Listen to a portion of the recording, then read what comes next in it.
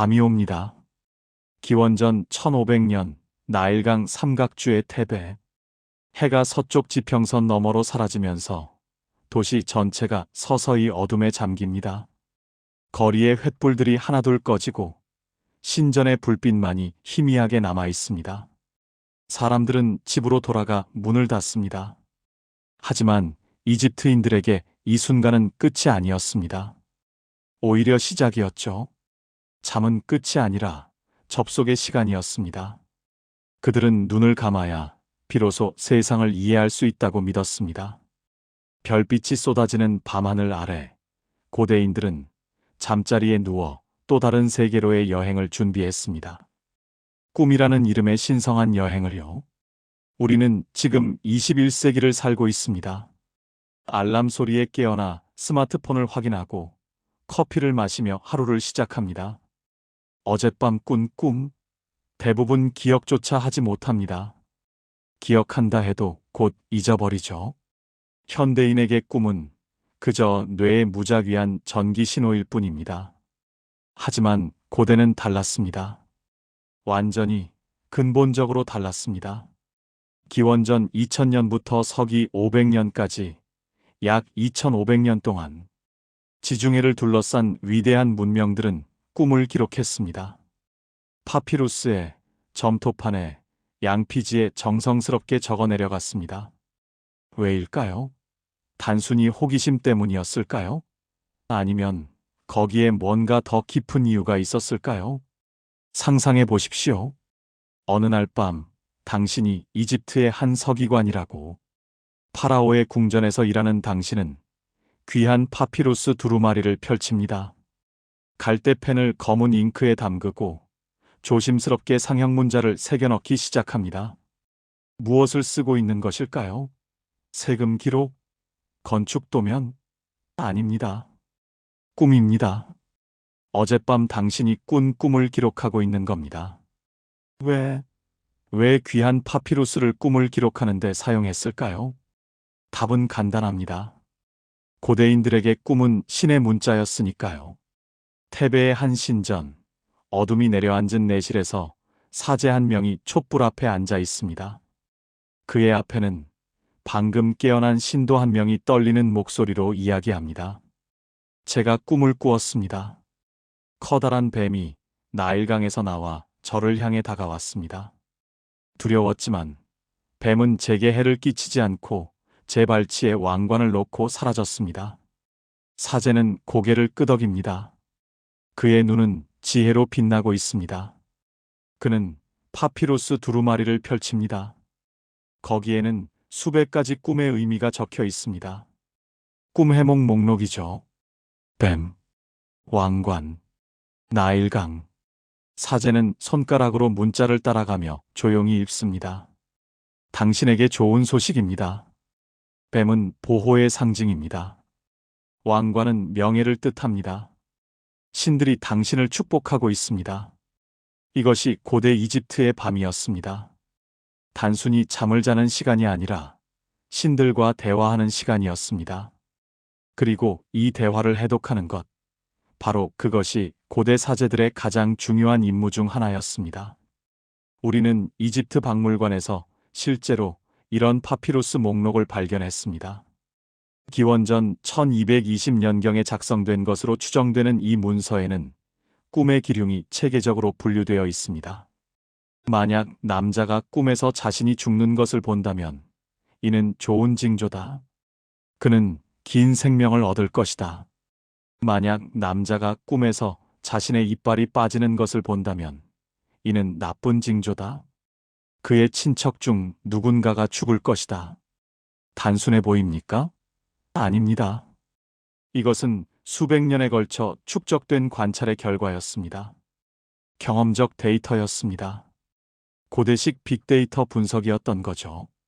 그런데 여기서 한 가지 흥미로운 점이 있습니다. 이집트인들은 꿈을 개인적인 것으로 보지 않았습니다. 오늘날 우리는 꿈을 매우 사적인 것으로 여깁니다. 내 꿈은 나만의 것이고 남에게 이야기할 필요가 없다고 생각하죠. 하지만 고대 이집트에서는 전혀 달랐습니다. 꿈은 공적 자산이었습니다. 특히 파라오의 꿈은 국가적 사안이었습니다. 성경에 나오는 이야기를 기억하시나요? 이집트의 파라오가 이상한 꿈을 꿉니다. 7마리의 살찐 암소와 7마리의 여윈 암소가 나일강에서 올라오는 꿈이었죠. 파라오는 온 나라의 현자들을 불러 모았습니다. 이 꿈이 무엇을 의미하는지 알아내야 했으니까요.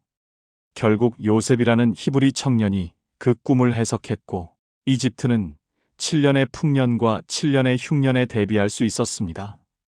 이것이 전설일까요? 허구일까요? 중요한 것은 이 이야기가 당시 사람들에게 전혀 이상하게 들리지 않았다는 사실입니다.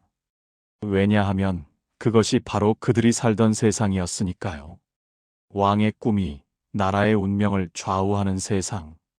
한 사람이 꾼 꿈이 수백만 명의 삶에 영향을 미치는 세상. 밤이 깊어갑니다. 테베의 거리는 완전히 조용해졌습니다. 사람들은 잠들었고 별들만이 밤하늘에서 빛나고 있습니다. 하지만 이 고요 속에서 무언가가 일어나고 있습니다. 보이지 않는 무언가가. 수천 명의 사람들이 동시에 또 다른 세계로 들어가고 있습니다. 꿈의 세계로. 그리고 내일 아침 해가 떠오르면 그들 중 몇몇은 서둘러 신전으로 향할 것입니다. 어젯밤 꾼 꿈을 사제에게 이야기하기 위해서. 그 꿈이 무엇을 의미하는지, 신들이 무슨 메시지를 전하려는 것인지 알아내기 위해서. 이것이 고대인들이 살던 세상이었습니다. 낮과 밤이 동등하게 중요한 세상. 깨어있음과 잠들미 모두 의미를 가진 세상. 현실과 꿈의 경계가 오늘날처럼 명확하게 나뉘지 않던 세상. 그런데 이런 믿음이 이집트에만 있었던 것은 아닙니다. 지중해 건너편 에게해의 섬들과 그리스 본토에서도 비슷한 일이 벌어지고 있었습니다. 아니, 어쩌면 더욱 극적인 방식으로 말입니다. 기원전 4세기 그리스의 에피다우로스라는 도시. 여기에는 특별한 신전이 하나 있었습니다. 아스클레피오스 신전. 의술의 신을 모시는 곳이었죠. 하지만 이 신전은 단순한 예배 장소가 아니었습니다. 그것은 병원이었습니다. 요양원이었습니다. 그리고 무엇보다도 꿈을 통한 치유의 중심지였습니다. 상상해 보십시오. 당신이 오랜 병으로 고통받는 그리스인이라고. 의사들을 찾아가 봤지만 아무도 당신을 고칠 수 없었습니다. 마지막 희망으로 당신은 에피다우로스로 향합니다. 며칠을 걸어 마침내 신전에 도착합니다. 신전은 웅장합니다. 거대한 기둥들이 하늘을 향해 솟아있고 대리석 바닥은 햇빛에 반짝입니다. 하지만 당신이 향하는 곳은 화려한 본전이 아닙니다. 아바톤이라고 불리는 긴 회랑입니다. 사람들이 잠을 자는 곳이죠. 저녁이 되면 사제가 나타납니다. 그는 당신에게 정화의식을 행합니다. 목욕을 시키고 특별한 음식을 먹입니다. 그리고는 격려의 말을 건넵니다. 아스클레피오스 신께서 당신을 찾아오실 것입니다. 꿈속에서 말씀하실 것입니다. 두려워하지 마십시오. 믿으십시오. 당신은 아바톤의 차가운 돌바닥에 누웠습니다. 주변에는 다른 환자들도 누워 있습니다. 모두 같은 희망을 품고 있죠. 꿈속에서 신을 만나기를, 치유를 받기를. 어둠이 내려앉습니다. 당신은 눈을 감습니다. 그리고 기다립니다. 고대 그리스인들은 이것을 신의 현몽이라고 불렀습니다. 인큐베이션이라고도 했죠. 의도적으로 신성한 꿈을 받기 위해 특정 장소에서 잠을 자는 행위. 이것은 미신이 아니었습니다. 국가가 인정하고 지원하는 공식적인 의료 행위였습니다. 그리고 실제로 많은 사람들이 치유되었습니다. 신전 벽에는 감사의 비문들이 새겨져 있었습니다. 나는 다리를 절었다. 꿈에서 아스클레피오스를 보았다. 그가 내 다리를 만졌다. 깨어났을 때 나는 걸을 수 있었다. 나는 오랫동안 아이를 갖지 못했다. 신전에서 잠을 잤다. 꿈에서 뱀을 보았다. 1년 후 아들을 낳았다. 현대의학의 관점에서 보면 이것은 플라시보 효과입니다. 심리적 치유입니다. 하지만 고대인들에게 그것은 실제로 작동하는 치료법이었습니다. 그리고 누가 감히 효과가 있는 것을 부정할 수 있겠습니까? 밤은 계속됩니다. 별들이 하늘을 가로질러 천천히 움직입니다. 에피다우로스의 신전에서, 테베의 궁전에서, 그리고 지중해, 전역의 수많은 도시들에서 사람들은 잠들어 있습니다. 꿈을 꾸고 있습니다. 하지만 그들은 단순히 잠들어 있는 것이 아닙니다. 그들은 여행하고 있습니다. 신들의 영역으로, 미래의 그림자로, 영혼의 깊은 곳으로, 그리고 내일 아침 그들이 깨어났을 때 그 여행의 기억을 가지고 돌아올 것입니다. 해석되어야 할 메시지들을, 이해되어야 할 상징들을, 따라야 할 지침들을 가지고 말입니다. 이것이 고대의 밤이었습니다. 휴식의 시간이 아니라 계시의 시간. 무의식의 혼돈이 아니라 신성한 질서. 우리가 잃어버린 세계. 아니, 어쩌면 우리가 의도적으로 버린 세계인지도 모르겠습니다. 그런데 정말 그것이 현명한 선택이었을까요? 과학과 이성의 시대를 맞아 우리는 꿈을 버렸습니다. 그것을 단순한 뇌의 잡음으로 치부했습니다. 하지만 그 과정에서 우리는 무언가를 잃은 것은 아닐까요?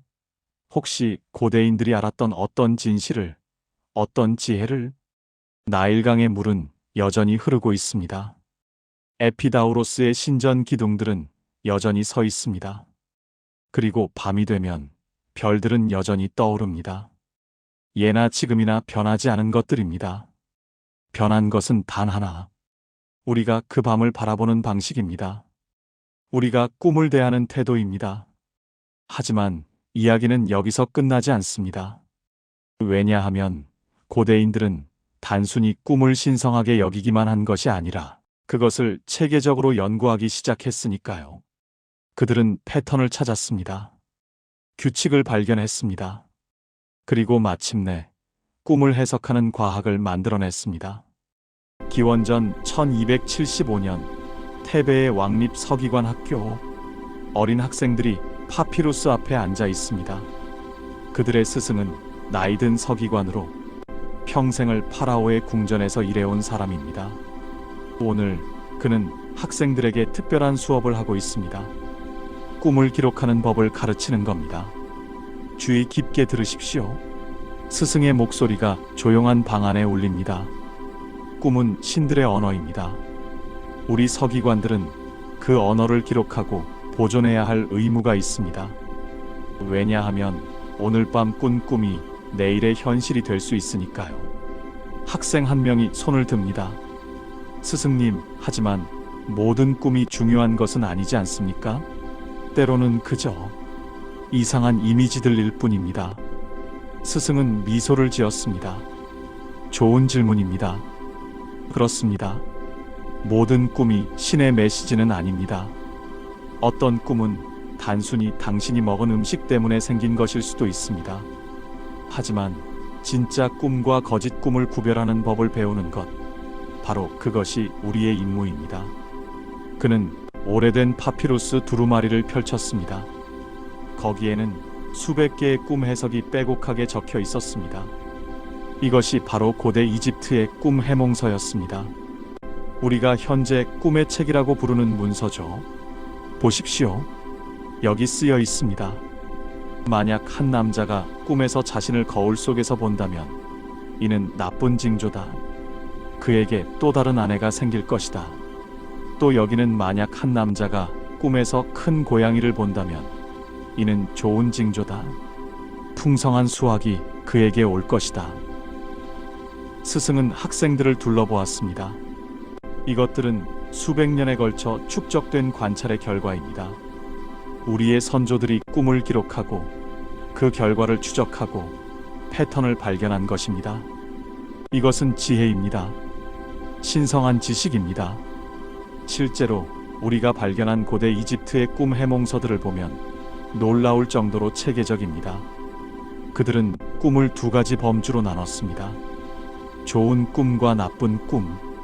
그리고 각각의 꿈 이미지에 대해 구체적인 해석을 제공했습니다. 예를 들어 한 파피루스에는 이렇게 적혀 있습니다. 만약 한 남자가 꿈에서 하늘을 본다면 에서 조음에서 신이 그를 보호할 것이다. 만약 한 남자가 꿈에서 자신의 얼굴이 표범으로 변하는 것을 본다면 에서 조음에서 그는 사람들에 대한 권위를 얻을 것이다. 하지만 모든 해석이 긍정적인 것은 아니었습니다. 만약 한 남자가 꿈에서 자신의 이빨이 빠지는 것을 본다면 에서 나쁨에서 그의 친척이 그를 죽일 것이다. 만약 한 남자가 꿈에서 우물을 파는 것을 본다면 에서 나쁨에서 그의 아버지가 죽을 것이다. 이것을 단순한 미신이라고 생각하십니까? 그렇다면 당신은 중요한 것을 놓치고 있는 겁니다. 이것은 고대인들의 심리학이었습니다. 그들만의 방식으로 인간의 마음을 이해하려는 시도였습니다. 테베의 한 부유한 상인을 생각해 봅시다. 그의 이름은 아멘호테프라고 하죠. 그는 몇 년 동안 시리아와 무역을 해왔습니다. 성공적이었습니다. 하지만 어느 날 밤 그는 이상한 꿈을 꿉니다. 꿈속에서 그는 나일강에 있었습니다. 강물이 거꾸로 흐르고 있었죠. 위로, 남쪽으로 수원지를 향해. 그는 두려웠습니다. 이것이 무엇을 의미하는지 알아야 했습니다. 아침이 되자 아멘호테프는 서둘러 신전으로 향했습니다. 그곳에서 꿈을 해석하는 사제를 만났습니다. 사제는 그의 이야기를 들은 후 파피루스 두루마리를 펼쳤습니다. 오래 생각한 끝에 말했습니다. 이것은 좋지 않은 징조입니다. 강이 거꾸로 흐르는 것은 자연의 질서가 뒤바뀌는 것을 의미합니다. 당신의 사업에 변화가 올 것입니다. 조심하십시오. 아멘호테프는 이 경고를 진지하게 받아들였습니다. 그는 시리아로의 다음 무역 여행을 취소했습니다. 그리고 몇 주 후 소식이 들려왔습니다. 시리아에서 반란이 일어났다고, 무역로가 차단되었다고. 만약 그가 여행을 떠났다면 큰 손실을 입었을 것입니다. 어쩌면 목숨까지 잃었을지도 모릅니다. 이것은 우연이었을까요? 혹은 사제의 예지였을까요? 아니면 아멘호테프 자신의 무의식이 이미 위험의 징후를 감지하고 있었던 것일까요? 중요한 것은 꿈이 실제로 그의 삶에 영향을 미쳤다는 사실입니다. 그리고 이것이 바로 고대 이집트인들이 꿈을 그토록 중요하게 여긴 이유입니다. 하지만 꿈 해석은 단순히 개인의 운명을 예측하는 것 이상이었습니다. 그것은 국가의 정책에도 영향을 미쳤습니다. 기원전 1190년경 람세스 3세의 통치 시기, 파라오는 잠에서 깨어나 급히 고위 사제들을 소집했습니다. 그는 꿈을 꾸었습니다. 꿈속에서 나일강이 붉은색으로 변했고 거대한 뱀이 강에서 나와 델타 지역을 위협했습니다. 사제들은 모여 꿈을 해석했습니다. 오랜 토론 끝에 결론이 내려졌습니다. 폐하, 이것은 외국의 침입을 경고하는 꿈입니다. 북쪽에서 위험이 오고 있습니다. 군대를 준비하셔야 합니다. 람세스 3세는 즉시 행동했습니다. 그는 델타 지역의 방어를 강화했습니다. 군대를 북쪽 국경으로 이동시켰습니다. 그리고 몇 달 후 실제로 바다 민족이라고 불리는 침입자들이 이집트를 공격했습니다. 하지만 이집트는 준비되어 있었습니다. 침입자들은 격퇴되었습니다. 이것은 역사적 사실입니다. 람세스 3세의 신전벽에 이 전투의 장면들이 새겨져 있습니다. 그리고 비문에는 파라오의 꿈에 대한 언급도 있습니다. 이제 이해가 되시나요? 왜 고대 이집트인들이 꿈을 그토록 열심히 기록했는지. 그들에게 꿈은 단순한 밤의 환상이 아니었습니다. 그것은 정보였습니다. 예측 도구였습니다. 생존의 수단이었습니다. 테베의 왕립 서고에는 수백 개의 파피루스 두루마리가 보관되어 있었습니다. 그중 상당수가 꿈에 관한 것이었습니다. 어떤 두루마리는 일반적인 꿈 해석을 담고 있었습니다. 어떤 것은 특정 직업의 사람들을 위한 것이었습니다. 상인을 위한 꿈 해몽서, 농부를 위한 꿈 해몽서, 군인을 위한 꿈 해몽서. 왜냐하면 그들은 알고 있었으니까요. 같은 꿈이라도 꾸는 사람에 따라 다른 의미를 가질 수 있다는 것을. 예를 들어 칼을 꿈꾸는 것은 군인에게는 승리를 의미할 수 있지만 농부에게는 위험을 의미할 수 있었습니다. 이것은 매우 정교한 시스템이었습니다. 그리고 그것을 유지하기 위해 전문가들이 필요했습니다. 꿈을 해석하는 사제들이죠. 이들은 어린 시절부터 훈련을 받았습니다. 그들은 수천 개의 꿈 사례를 암기해야 했습니다. 상징의 의미를 배워야 했습니다. 그리고 무엇보다도 사람을 읽는 법을 배워야 했습니다. 왜냐하면 좋은 꿈 해석가는 단순히 꿈만 보는 것이 아니라 꿈을 꾼 사람도 봐야 했으니까요. 테베의 한 신전에 있는 사제 아메네마트를 생각해 봅시다. 그는 30년 넘게 꿈을 해석해 왔습니다. 수천 명의 사람들이 그를 찾아왔습니다. 그는 그들의 얼굴을 보고 그들의 목소리를 듣고 그들의 몸짓을 관찰했습니다. 그리고 그것을 꿈의 내용과 함께 고려했습니다. 어느 날 한 젊은 여성이 그를 찾아왔습니다. 그녀는 두려움에 떨고 있었습니다. 사제님, 저는 무서운 꿈을 꾸었습니다. 제가 어두운 방에 갇혀 있었고 아무도 제 목소리를 듣지 못했습니다. 아메네마트는 그녀를 주의 깊게 살펴보았습니다. 그녀는 젊었습니다. 아직 결혼하지 않았습니다. 그녀의 옷은 좋은 품질이었지만 최신 유행은 아니었습니다. 그녀의 손에는 반지가 없었습니다. 말해보세요. 그가 부드럽게 말했습니다. 당신의 가족은 당신의 결혼을 강요하고 있습니까? 여성은 놀란 표정으로 그를 쳐다보았습니다. 어떻게 아셨습니까? 당신의 꿈이 말해주고 있습니다. 아메네마트가 설명했습니다. 어두운 방은 당신이 갇혀 있다고 느끼는 상황입니다. 목소리를 들어주지 않는 것은 당신의 의견이 무시되고 있다는 것입니다. 이것은 신의 경고가 아니라 당신 자신의 마음이 당신에게 보내는 메시지입니다. 여성의 눈에 눈물이 맺혔습니다. 그렇다면 제가 어떻게 해야 합니까? 당신의 목소리를 내십시오. 사제가 말했습니다. 이것은 당신의 삶입니다. 당신이 선택해야 합니다. 이것이 고대 이집트의 꿈 해석이었습니다. 단순히 미래를 예측하는 것이 아니라 현재를 이해하는 것. 단순히 상징을 해독하는 것이 아니라 사람의 마음을 읽는 것. 그런데 여기서 흥미로운 점이 있습니다. 이집트인들은 나쁜 꿈에 대한 해결책도 가지고 있었습니다. 만약 당신이 나쁜 꿈을 꾸었다면 그것을 무효화하는 주문이 있었습니다. 파피루스에는 이런 주문들이 적혀 있습니다.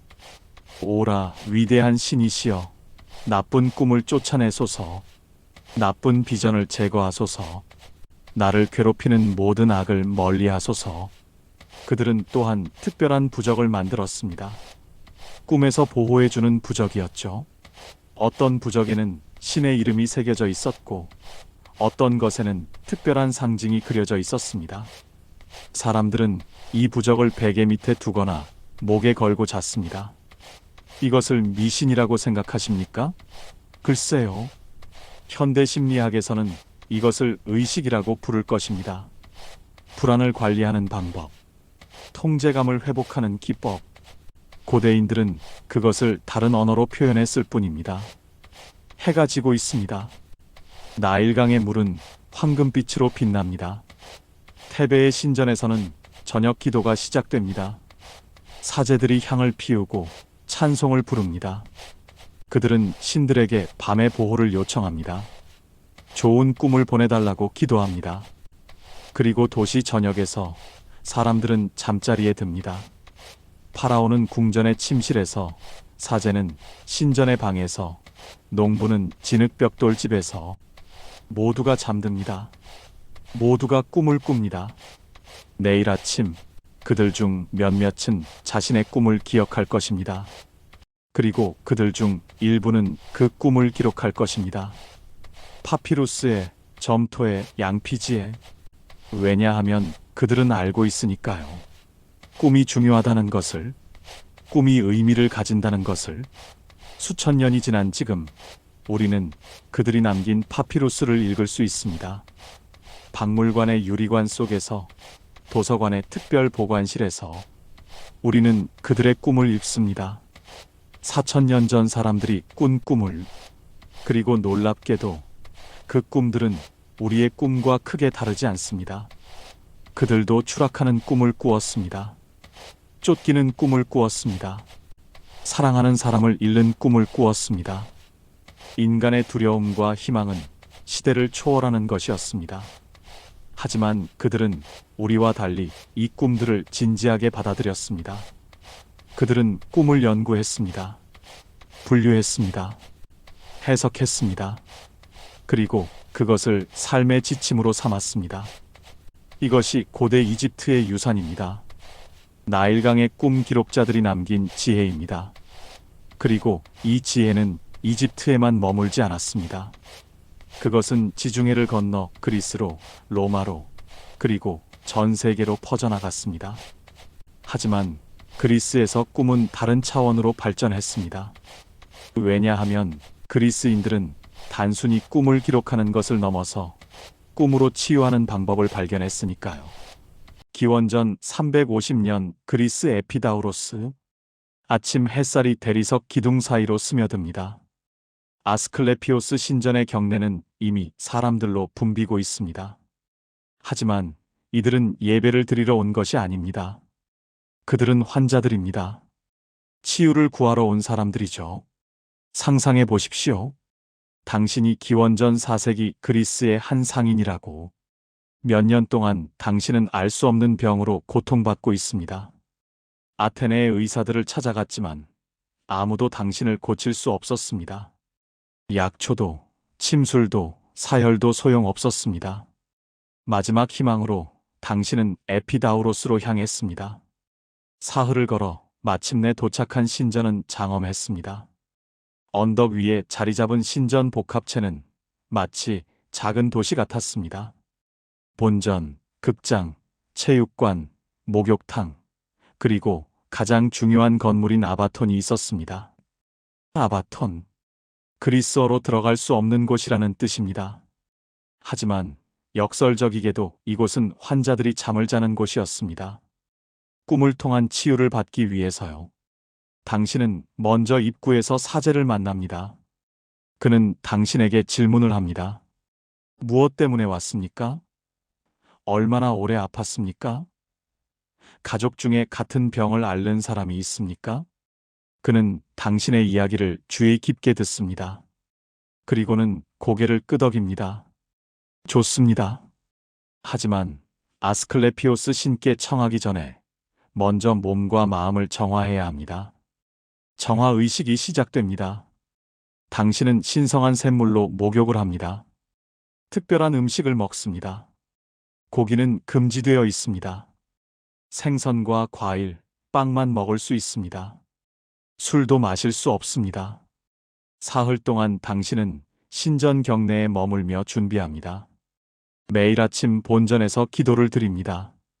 낮에는 체육관에서 가벼운 운동을 합니다. 저녁에는 극장에서 비극을 관람합니다. 이 모든 것이 치료의 일부입니다. 현대의학의 관점에서 보면 이것은 일종의 스트레스 감소 프로그램입니다. 규칙적인 생활, 건강한 식사, 적당한 운동. 하지만 고대 그리스인들에게 이것은 신을 만나기 위한 준비였습니다. 셋째 날 저녁 마침내 당신은 아바톤에 들어갈 수 있습니다. 긴 회랑 같은 이 건물 안에는 이미 수십 명의 사람들이 누워 있습니다. 모두 당신처럼 치유를 기다리는 환자들입니다. 사제가 들어옵니다. 그는 각 환자를 찾아가 격려의 말을 건넵니다. 당신의 차례가 왔을 때 그는 당신의 손을 잡고 말합니다. 두려워하지 마십시오. 아스클레피오스 신께서 오늘 밤 당신을 찾아오실 것입니다. 꿈속에서 당신을 만나실 것입니다. 당신이 해야 할 일은 단 하나, 믿는 것입니다. 그는 향을 피웁니다. 신전 안이 달콤한 연기로 가득 찹니다. 어떤 학자들은 이 향에 약간의 환각 성분이 있었을 것이라고 추정합니다. 하지만 확실한 것은 없습니다. 촛불이 꺼집니다. 어둠이 내려앉습니다. 당신은 차가운 돌바닥에 누워 있습니다. 주변에서 다른 환자들의 숨소리가 들립니다. 누군가는 기도를 중얼거리고 누군가는 조용히 흐느끼고 있습니다. 당신은 눈을 감습니다. 그리고 기다립니다. 시간이 흐릅니다. 얼마나 지났을까요? 당신은 잘 모르겠습니다. 그런데 갑자기 무언가를 느낍니다. 누군가의 존재를. 당신은 눈을 뜨려고 하지만 눈꺼풀이 무겁습니다. 반쯤 잠든 상태에서 당신은 봅니다. 한 남자가 당신 옆에 서 있습니다. 긴 수염과 지팡이를 가진 남자. 그의 지팡이에는 뱀이 감겨 있습니다. 아스클레피오스입니다. 그는 당신을 내려다봅니다.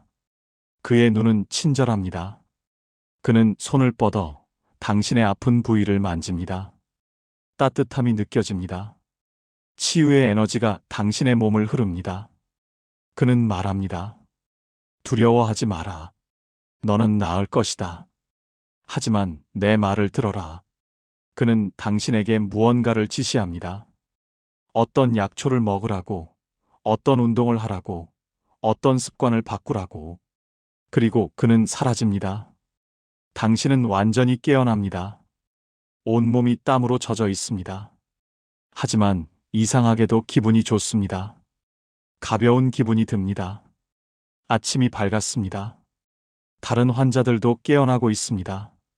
사제들이 돌아와 각자에게 묻습니다. 꿈을 꾸었습니까? 무엇을 보았습니까? 당신은 당신의 꿈을 이야기합니다. 사제는 주의 깊게 듣고 고개를 끄덕입니다. 아스클레피오스 신께서 당신을 찾아오셨군요. 축복받았습니다. 이제 신께서 말씀하신 대로 하십시오. 이것이 고대 그리스의 꿈 치료였습니다. 인큐베이션이라고 불리는 이 관행은 수백 년 동안 지속되었습니다. 그리고 놀랍게도 많은 사람들이 실제로 치유되었습니다. 신전 벽에는 감사의 비문들이 새겨져 있었습니다. 나, 테바이의 아리스토는 다리를 절었다. 꿈에서 아스클레피오스를 보았다. 신께서 내 다리를 만지셨다. 깨어났을 때 나는 걸을 수 있었다. 이 비석을 봉헌한다. 나 아테네의 소시파트라는 오랫동안 아이를 갖지 못했다. 신전에서 잠을 잤다. 꿈에서 큰 뱀을 보았다. 뱀이 내 배에 감겼다. 1년 후 아들을 낳았다. 신께 감사드린다. 나 코린토스의 니케라토스는 눈이 멀었다. 신께서 꿈에 나타나셨다. 손가락으로 내 눈을 만지셨다. 다음 날 아침 빛을 볼 수 있었다. 이것은 기적이다. 이것을 어떻게 설명해야 할까요?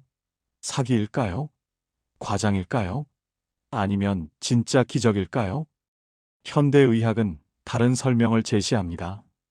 플라시보 효과, 시민성 질환, 자연 치유, 그리고 아마도 가장 중요한 것은 환자의 믿음이었을 것입니다.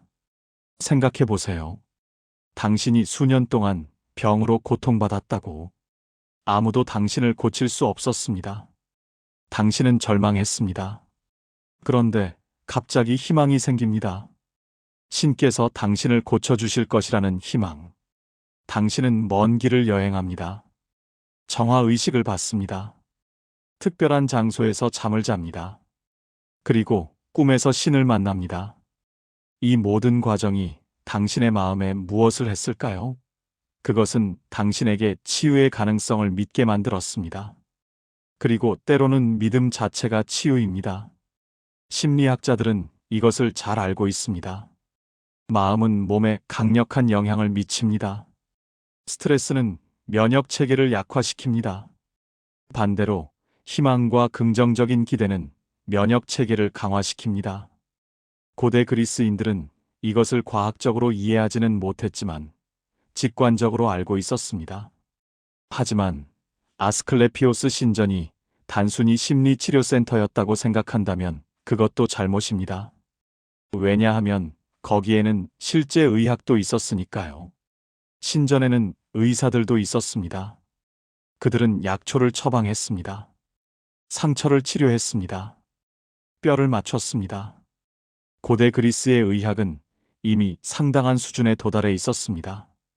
특히 히포크라테스라는 의사가 있었습니다. 그는 코스 섬에서 태어났고 어린 시절 아스클레피오스 신전에서 의학을 배웠습니다.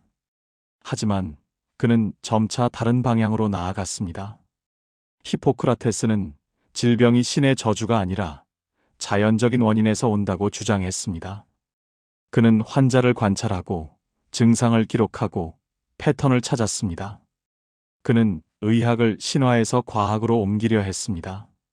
하지만 흥미롭게도 히포크라테스도 꿈을 완전히 무시하지는 않았습니다. 그는 꿈이 환자의 건강 상태를 반영할 수 있다고 믿었습니다. 그의 저서 중 하나에는 이렇게 쓰여 있습니다. 꿈에서 강이 말라 있는 것을 보는 것은 혈액순환에 문제가 있음을 나타낸다. 꿈에서 별들이 희미해지는 것을 보는 것은 시력 문제를 암시한다. 이것은 신의 계시가 아니라 몸의 신호를 꿈으로 해석하는 것이었습니다. 매우 현대적인 접근 방식이죠.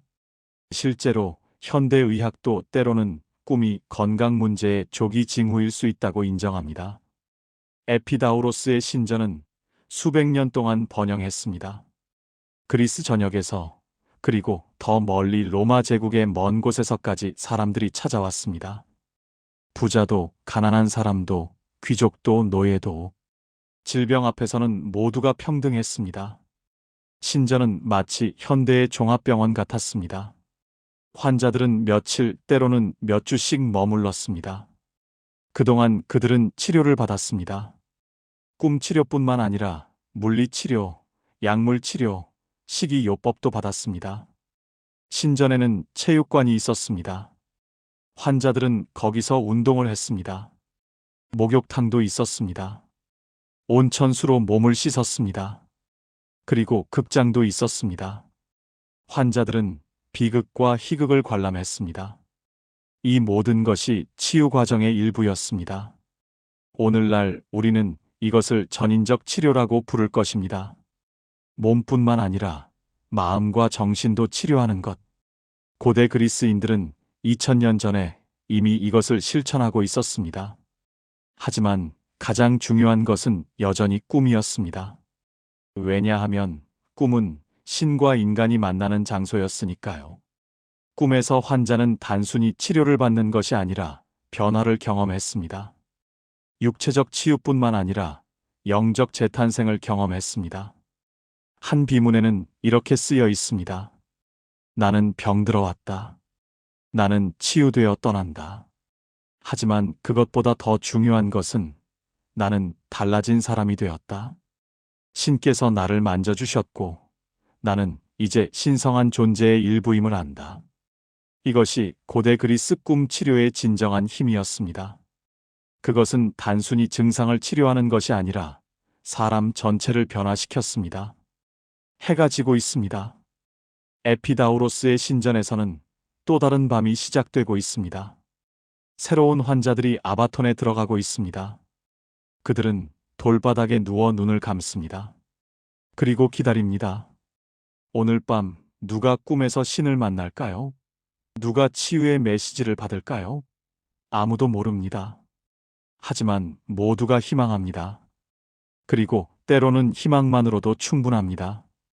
수백 년 후 로마 시대에 접어들면서 아스클레피오스 신전은 더욱 번창했습니다. 로마인들도 이 그리스의 치유신을 받아들였고 로마 제국 전역에 신전을 세웠습니다. 영국에도 갈리아에도 북아프리카에도. 하지만 시간이 흐르면서 무언가가 변하기 시작했습니다. 철학자들이 질문을 던지기 시작했습니다. 꿈은 정말 신의 메시지일까? 아니면 우리 마음의 산물일까? 그리스 철학의 황금기에 이런 논쟁이 활발했습니다. 플라톤은 꿈이 영혼의 더 높은 진리를 반영한다고 믿었습니다. 하지만 아리스토텔레스는 더 회의적이었습니다. 그는 꿈이 낮 동안의 경험과 신체 상태의 반영일 뿐이라고 주장했습니다. 이것은 중요한 전환점이었습니다. 왜냐하면 처음으로 사람들이 꿈을 신성함이 아닌 자연 현상으로 보기 시작했으니까요. 하지만 이것이 꿈 해석의 끝을 의미하지는 않았습니다. 오히려 그것은 새로운 시작이었습니다. 왜냐하면 곧 한 남자가 나타나 모든 것을 체계화할 것이었으니까요. 그는 꿈을 수집하고 분류하고 해석하는 과학을 만들 것입니다. 그의 이름은 아르테미도로스. 그리고 그가 쓴 책은 1800년 동안 꿈 해석의 바이블이 될 것입니다. 서기 170년 소아시아의 달디스라는 작은 도시. 한 남자가 책상 앞에 앉아 있습니다. 그의 주변에는 파피루스 두루마리들이 산더미처럼 쌓여 있습니다. 그는 펜을 들고 조심스럽게 글을 씁니다. 그의 이름은 아르테미도로스. 그리고 그는 역사상 가장 야심찬 프로젝트 중 하나를 수행하고 있습니다. 모든 꿈을 분류하는 것. 아르테미도로스는 특이한 사람이었습니다. 그는 부유한 가문 출신이었지만 편안한 삶을 선택하지 않았습니다. 대신 그는 평생을 꿈을 연구하는 데 바쳤습니다. 왜일까요? 그 자신도 정확히 설명할 수 없었습니다. 단지 그는 알아야 했습니다. 꿈이 무엇인지, 왜 우리가 꿈을 꾸는지, 그리고 꿈이 정말로 미래를 예측할 수 있는지를. 그는 젊은 시절부터 여행을 시작했습니다. 그리스의 도시들을, 소아시아의 마을들을, 이탈리아의 항구들을, 에게해의 섬들을 방문했습니다. 그가 찾는 것은 무엇이었을까요? 꿈이었습니다. 사람들의 꿈. 그는 시장에서, 신전에서, 경기장에서 사람들을 만났습니다. 그리고 그들에게 물었습니다. 당신은 최근에 어떤 꿈을 꾸었습니까? 그 꿈 후에 무슨 일이 일어났습니까? 처음에는 사람들이 의아해했습니다. 이 이상한 남자는 누구인가? 왜 꿈에 대해 묻는가? 하지만 아르테미도로스는 인내심이 있었습니다. 그는 정중했습니다. 그리고 무엇보다도 그는 진지했습니다. 천천히 사람들은 그를 신뢰하기 시작했습니다. 그들은 그에게 꿈을 이야기했습니다. 때로는 몇 년 전에 꾼 꿈을, 때로는 어젯밤에 꾼 꿈을. 그리고 아르테미도로스는 모든 것을 기록했습니다. 그는 또한 전문 꿈 해석가들을 찾아다녔습니다. 많은 사람들이 그들을 사기꾼이라고 비웃었습니다. 심지어 아르테미도로스 자신도 그들 중 일부가 사기꾼이라는 것을 알았습니다. 하지만 그는 또한 진정한 전문가들도 있다는 것을 발견했습니다. 수십 년의 경험을 가진 사람들, 수천 개의 꿈을 해석해 본 사람들. 그는 그들과 함께 시간을 보냈습니다. 그들의 방법을 배웠습니다. 그들이 사용하는 규칙들을, 그들이 주의하는 세부 사항들을. 그리고 그는 모든 것을 기록했습니다. 20년 넘게 이렇게 여행하고 기록한 후 아르테미도로스는 마침내 달디스로 돌아왔습니다. 그리고 그는 앉아서 쓰기 시작했습니다. 그가 배운 모든 것을, 그가 수집한 모든 꿈을. 그 결과가 바로 오네이로 크리티카, 즉 꿈의 해석이라는 제목의 5권짜리 대작이었습니다. 이 책은 놀라운 작품이었습니다. 왜냐하면 아르테미도로스는 단순히 꿈의 상징 목록을 만든 것이 아니었으니까요. 그는 꿈 해석의 과학을 만들려고 했습니다. 책의 서문에서 그는 이렇게 씁니다. 나는 추측에 의존하지 않았다. 나는 확률의 체계를 구축하지 않았다. 내 글은 개인적 경험에 기반한다. 나는 각각의 경우에 이런 꿈들이 어떻게 실현되었는지 직접 관찰했다. 이것은 매우 현대적인 접근 방식이었습니다. 경험적 증거, 데이터 수집, 패턴 인식. 아르테미도로스는 2000년 전의 과학적 방법론을 사용하고 있었습니다. 그렇다면 그는 무엇을 발견했을까요? 첫째, 그는 모든 꿈이 예언적인 것은 아니라는 것을 깨달았습니다. 그는 꿈을 두 가지 주요 범주로 나눴습니다. 오네이로스와 애니푸니온. 오네이로스는 미래를 예측하는 꿈이었습니다. 신성한 꿈이죠. 반면 애니푸니온은 현재의 상태를 반영하는 꿈이었습니다. 당신이 배고프면 음식을 꿈꾸고 목마르면 물을 꿈꿉니다. 이것은 예언이 아니라 단순히 몸의 신호였습니다. 이것은 중요한 구분이었습니다. 왜냐하면 많은 사람들이 모든 꿈의 깊은 의미를 찾으려고 했지만 아르테미도로스는 때로는 꿈이 그저 꿈일 뿐이라고 말했으니까요. 둘째, 그는 같은 꿈이라도 꾸는 사람에 따라 다른 의미를 가질 수 있다는 것을 발견했습니다. 이것은 혁명적인 통찰이었습니다. 그는 이렇게 썼습니다. 해석자는 꿈을 꾼 사람의 배경을 알아야 한다. 그의 직업, 건강 상태, 지위, 습관, 나이를. 같은 상징이라도 부자에게는 한 가지를 의미하고 가난한 사람에게는 다른 것을 의미할 수 있다. 예를 들어 볼까요? 날개를 가지고 날아다니는 꿈. 귀족에게 이것은 명예와 권력의 상승을 의미할 수 있습니다. 하지만 노예에게는 그것은 도망치고 싶은 욕망을 의미할 수 있습니다. 혹은 자유에 대한 희망을요. 또 다른 예. 뱀을 보는 꿈. 의사에게 이것은 치유를 의미할 수 있습니다. 왜냐하면 뱀은 아스클레피오스의 상징이니까요. 하지만 농부에게는 그것은 위험을 의미할 수 있습니다. 수확을 망칠 수 있는 해충을 상징할 수도 있습니다. 아르테미도로스는 이런 세부 사항들에 집착했습니다. 그의 책은 수백 페이지에 걸쳐 온갖 종류의 꿈을 분석합니다. 동물에 대한 꿈, 신에 대한 꿈, 죽음에 대한 꿈, 성관계에 대한 꿈, 여행에 대한 꿈, 전쟁에 대한 꿈. 특히 흥미로운 것은 그가 성적인 꿈을 다루는 방식입니다. 그는 놀랍도록 솔직합니다. 고대 기준으로도 매우 노골적입니다. 그는 다양한 성적 행위가 꿈에서 무엇을 의미하는지 상세하게 설명합니다. 예를 들어 그는 이렇게 씁니다. 자신의 어머니와 성관계를 갖는 꿈은 복잡하다. 위치에 따라 의미가 다르다. 만약 정상 위치라면 이것은 귀향을 의미할 수 있다. 어머니는 고향을 상징하기 때문이다. 하지만 만약 다른 위치라면 현대인에게 이것은 충격적으로 들릴 수 있습니다.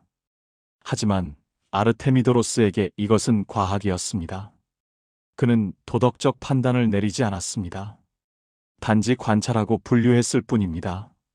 그는 또한 꿈의 맥락이 중요하다는 것을 강조했습니다.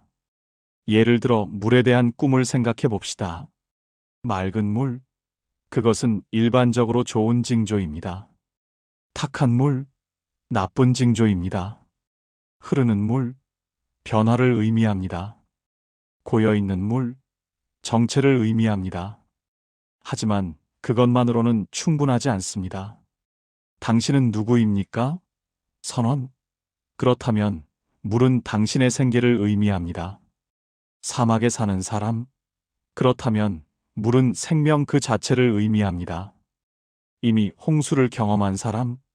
그렇다면 물은 트라우마를 의미할 수 있습니다. 아르테미도로스는 꿈 해석이 단순한 상징, 사전 찾기가 아니라는 것을 이해했습니다. 그것은 예술이자 과학이었습니다. 규칙이 있지만 그 규칙을 적용하는 데는 판단력이 필요했습니다. 그의 책 4권은 특히 흥미롭습니다. 왜냐하면 그것은 그의 아들을 위해 쓰인 것이었으니까요. 아르테미도로스는 자신의 아들이 꿈 해석가가 되기를 원했습니다. 그래서 그는 아들에게 실용적인 조언을 주었습니다. 아들아, 사람들이 당신에게 꿈을 이야기할 때 주의 깊게 들어라. 그들의 말뿐만 아니라 그들의 몸짓도, 그들의 표정도 관찰하라. 때로는 그들이 말하지 않는 것이 그들이 말하는 것만큼 중요하다. 사람들은 종종 꿈을 정확하게 기억하지 못한다. 그들은 세부 사항을 바꾸거나 추가한다. 당신의 일은 진실을 찾아내는 것이다. 부드럽게 질문하라. 압박하지 마라. 때로는 꿈의 해석이 나쁜 소식을 전해야 할 때가 있다. 이럴 때 친절하라. 하지만 거짓말하지 마라. 사람들은 진실을 들을 권리가 있다. 그것이 아무리 어렵더라도. 이것은 단순한 매뉴얼이 아니었습니다. 이것은 윤리 강령이었습니다. 전문성에 대한 가이드였습니다. 아르테미도로스는 꿈 해석을 정당한 직업으로 만들려고 했습니다. 그는 또한 사기꾼들에 대해 경고했습니다. 많은 사람들이 꿈 해석가라고 자칭하지만 아무것도 모른다. 그들은 단지 돈을 벌기 위해 사람들을 속인다. 당신은 다르다. 당신은 진정한 지식을 가지고 있다. 그것을 현명하게 사용하라. 책 5권에는 95개의 실제 꿈 사례가 수록되어 있습니다. 아르테미도로스가 직접 수집한 것들입니다. 각 사례는 간단합니다. 꿈의 내용과 그 결과, 장식 없이, 드라마 없이, 단지 사실만. 한 여성이 꿈에서 뱀을 낳았다. 그녀는 웅변가를 낳았다. 왜냐하면 뱀은 갈라진 혀를 가지고 있고 웅변가도 그러하기 때문이다. 한 남자가 꿈에서 자신이 죽는 것을 보았다. 그는 결혼했다. 왜냐하면 죽음과 결혼은 모두 변화를 의미하기 때문이다. 한 어부가 꿈에서 그물이 찢어지는 것을 보았다. 그의 배가 침몰했다. 왜냐하면 그물과 배는 모두 그의 생계를 의미하기 때문이다. 간단해 보입니까? 하지만 이 간단함 뒤에는 수십 년의 경험과 관찰이 있습니다. 아르테미도로스는 패턴을 찾고 있었습니다. 규칙을 찾고 있었습니다. 그리고 그는 찾아냈습니다.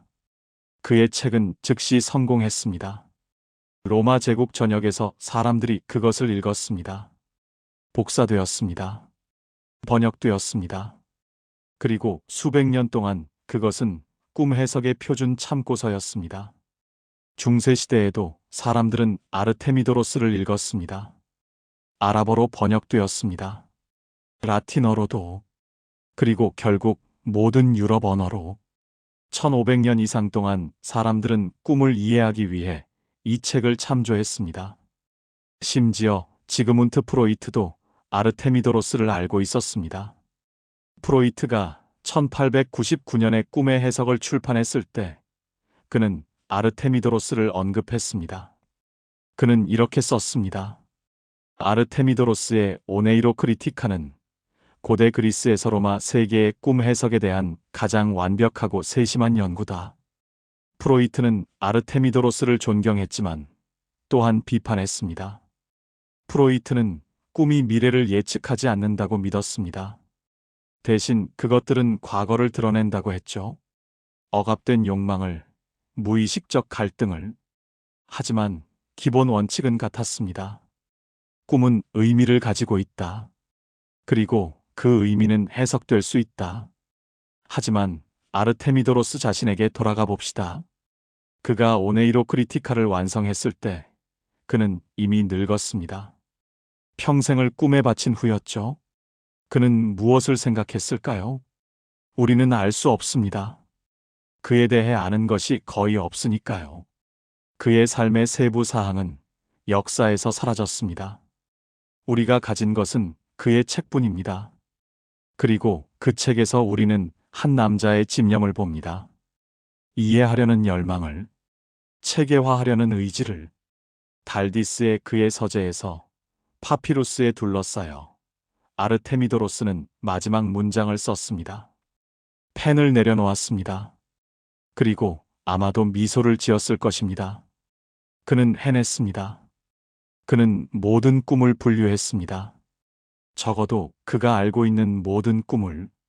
하지만 그는 또한 알고 있었습니다. 꿈은 계속될 것이라는 것을. 밤마다 수백만 명의 사람들이 꿈을 꿀 것이라는 것을. 그리고 그들 중 일부는 여전히 그 꿈의 의미를 알고 싶어 할 것이라는 것을. 아르테미도로스의 작업은 고대 꿈 해석의 정점이었습니다. 그는 수백 년의 지혜를 한 권의 책에 담았습니다.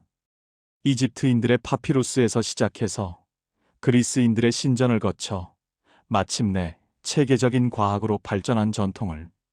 그런데 여기서 흥미로운 질문이 생깁니다. 아르테미도로스는 옳았을까요? 꿈은 정말로 미래를 예측할 수 있을까요? 현대 과학은 회의적입니다. 우리는 꿈이 뇌의 활동이라는 것을 알고 있습니다. REM 수면 중에 발생하는 신경학적 과정.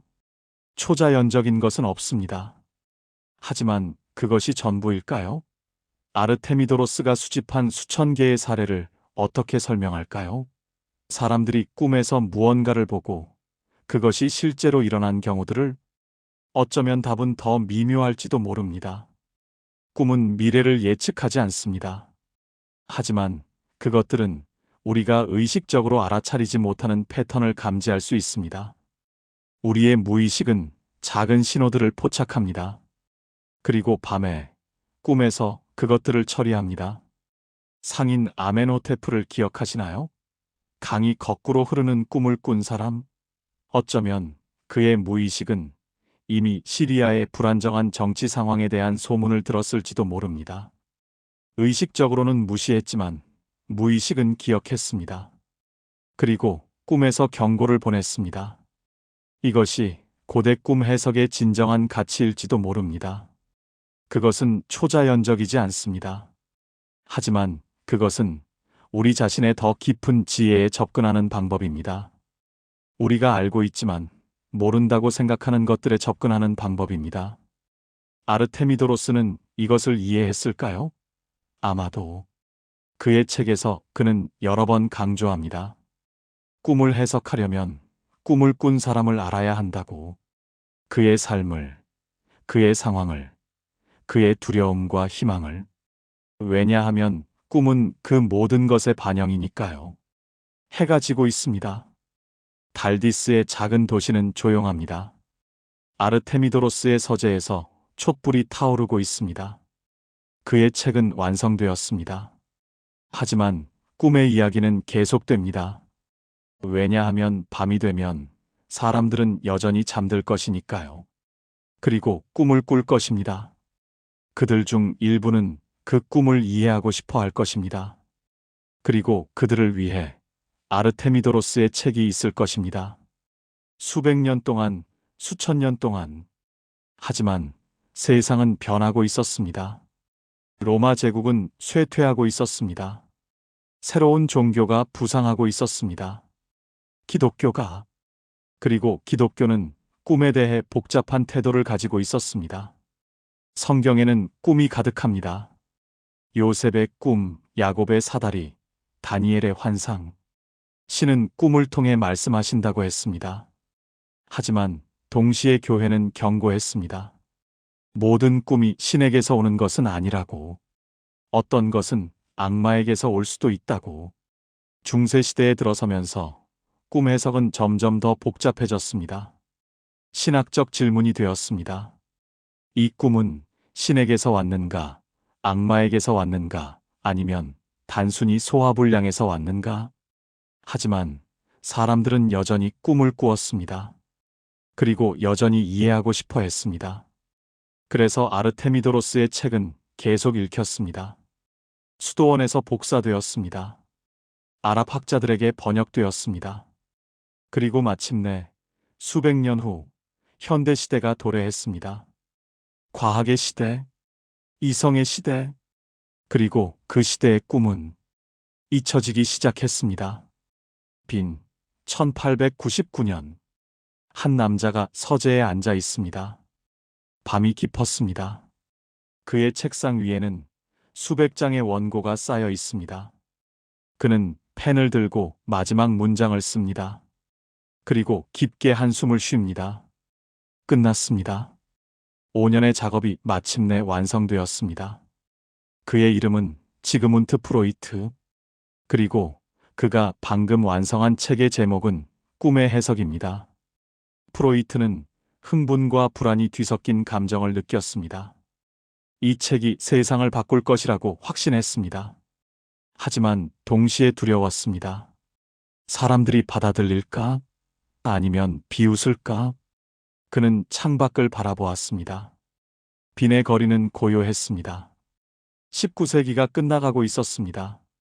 새로운 세기가 곧 시작될 것입니다.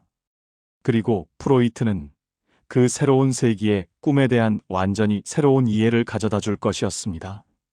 하지만 먼저 우리는 시간을 조금 거슬러 올라가야 합니다. 프로이트가 어떻게 이 지점에 도달했는지 이해하기 위해서요. 1880년대 젊은 의사 프로이트는 히스테리 환자들을 치료하고 있었습니다. 그는 그들의 증상이 신체적 원인이 없다는 것을 발견했습니다. 대신 그것들은 심리적이었습니다. 억압된 기억에서, 잊혀진 트라우마에서 왔습니다. 그는 환자들에게 자유롭게 말하게 했습니다. 무엇이든 떠오르는 대로. 그리고 놀랍게도 그들은 종종 꿈에 대해 이야기했습니다. 반복되는 꿈, 악몽, 이상한 상징들로 가득한 꿈. 프로이트는 귀를 기울였습니다. 그리고 패턴을 발견하기 시작했습니다. 꿈의 내용과 환자의 증상 사이에 연결이 있었습니다. 꿈이 무언가를 말하고 있었습니다. 하지만 암호로. 해독되어야 할 암호로. 하지만 프로이트의 접근은 고대와 근본적으로 달랐습니다. 아르테미도로스는 꿈이 미래를 예측한다고 믿었습니다.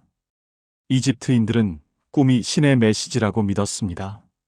하지만 그는 완전히 다른 것을 제안했습니다. 꿈은 무의식으로 가는 왕도입니다. 이것이 프로이트의 혁명적 주장이었습니다. 꿈은 미래를 보여주지 않습니다. 대신 과거를 드러냅니다. 억압된 욕망을, 잊혀진 기억을, 숨겨진 두려움을. 예를 들어볼까요? 한 여성이 프로이트를 찾아왔습니다. 그녀는 반복되는 꿈으로 고통받고 있었습니다. 꿈속에서 그녀는 기차를 놓칩니다. 역에 도착하지만 기차는 이미 떠났습니다. 그녀는 절망합니다. 프로이트는 그녀에게 자유연상을 하게 했습니다. 기차가 떠오르면 무엇이 생각나십니까? 그녀는 망설였습니다. 그리고 말했습니다. 제 약혼자가 기차로 도시를 떠났습니다. 우리는 결혼하기로 했었는데. 그녀의 목소리가 떨렸습니다.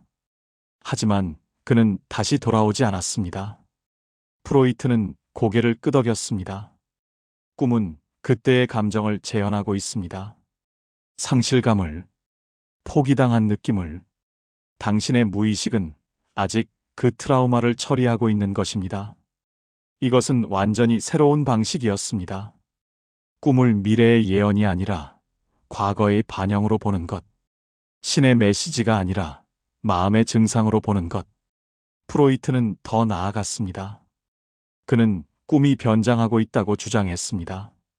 왜냐하면 진짜 내용이 너무 충격적이기 때문이라고요. 그래서 무의식은 그것을 상징으로 바꿉니다. 안전한 이미지로. 예를 들어 성적 욕망은 뱀이나 탑으로 나타날 수 있습니다. 죽음에 대한 두려움은 여행이나 떠나는 것으로 나타날 수 있습니다. 권위에 대한 분노는 왕이나 아버지 형상을 죽이는 것으로 나타날 수 있습니다. 프로이트의 체계는 복잡했습니다. 그는 명시적 내용과 잠재적 내용을 구분했습니다. 명시적 내용은 당신이 기억하는 꿈입니다.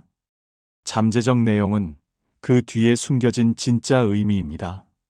그리고 그 둘 사이에는 꿈 작업이라는 과정이 있습니다. 무의식이 잠재적 내용을 명시적 내용으로 변환하는 과정. 응축, 치환, 상징화 같은 메커니즘을 통해. 이것은 매우 과학적으로 들렸습니다. 마치 화학 공식처럼. 하지만 실제로는 많은 비판가들이 지적했듯이 그것은 종종 매우 주관적이었습니다. 예를 들어 프로이트는 거의 모든 것을 성적 상징으로 해석했습니다. 막대기, 남근 상징, 구멍, 여성 상징, 계단 오르기, 성행위, 칼, 남근, 상자, 자궁. 어느 시점에서 그의 제자 한 명이 물었습니다. 하지만 선생님, 때로는 시가가 그냥 시가일 수도 있지 않을까요? 프로이트는 미소를 지었다고 합니다. 하지만 그의 이론을 바꾸지는 않았습니다. 1900년 꿈의 해석이 출판되었습니다. 처음에는 반응이 미온적이었습니다. 첫 해에 351부만 팔렸습니다. 많은 사람들이 프로이트의 아이디어를 충격적이라고 생각했습니다. 특히 성에 대한 강조를. 하지만 천천히 그의 영향력이 커졌습니다.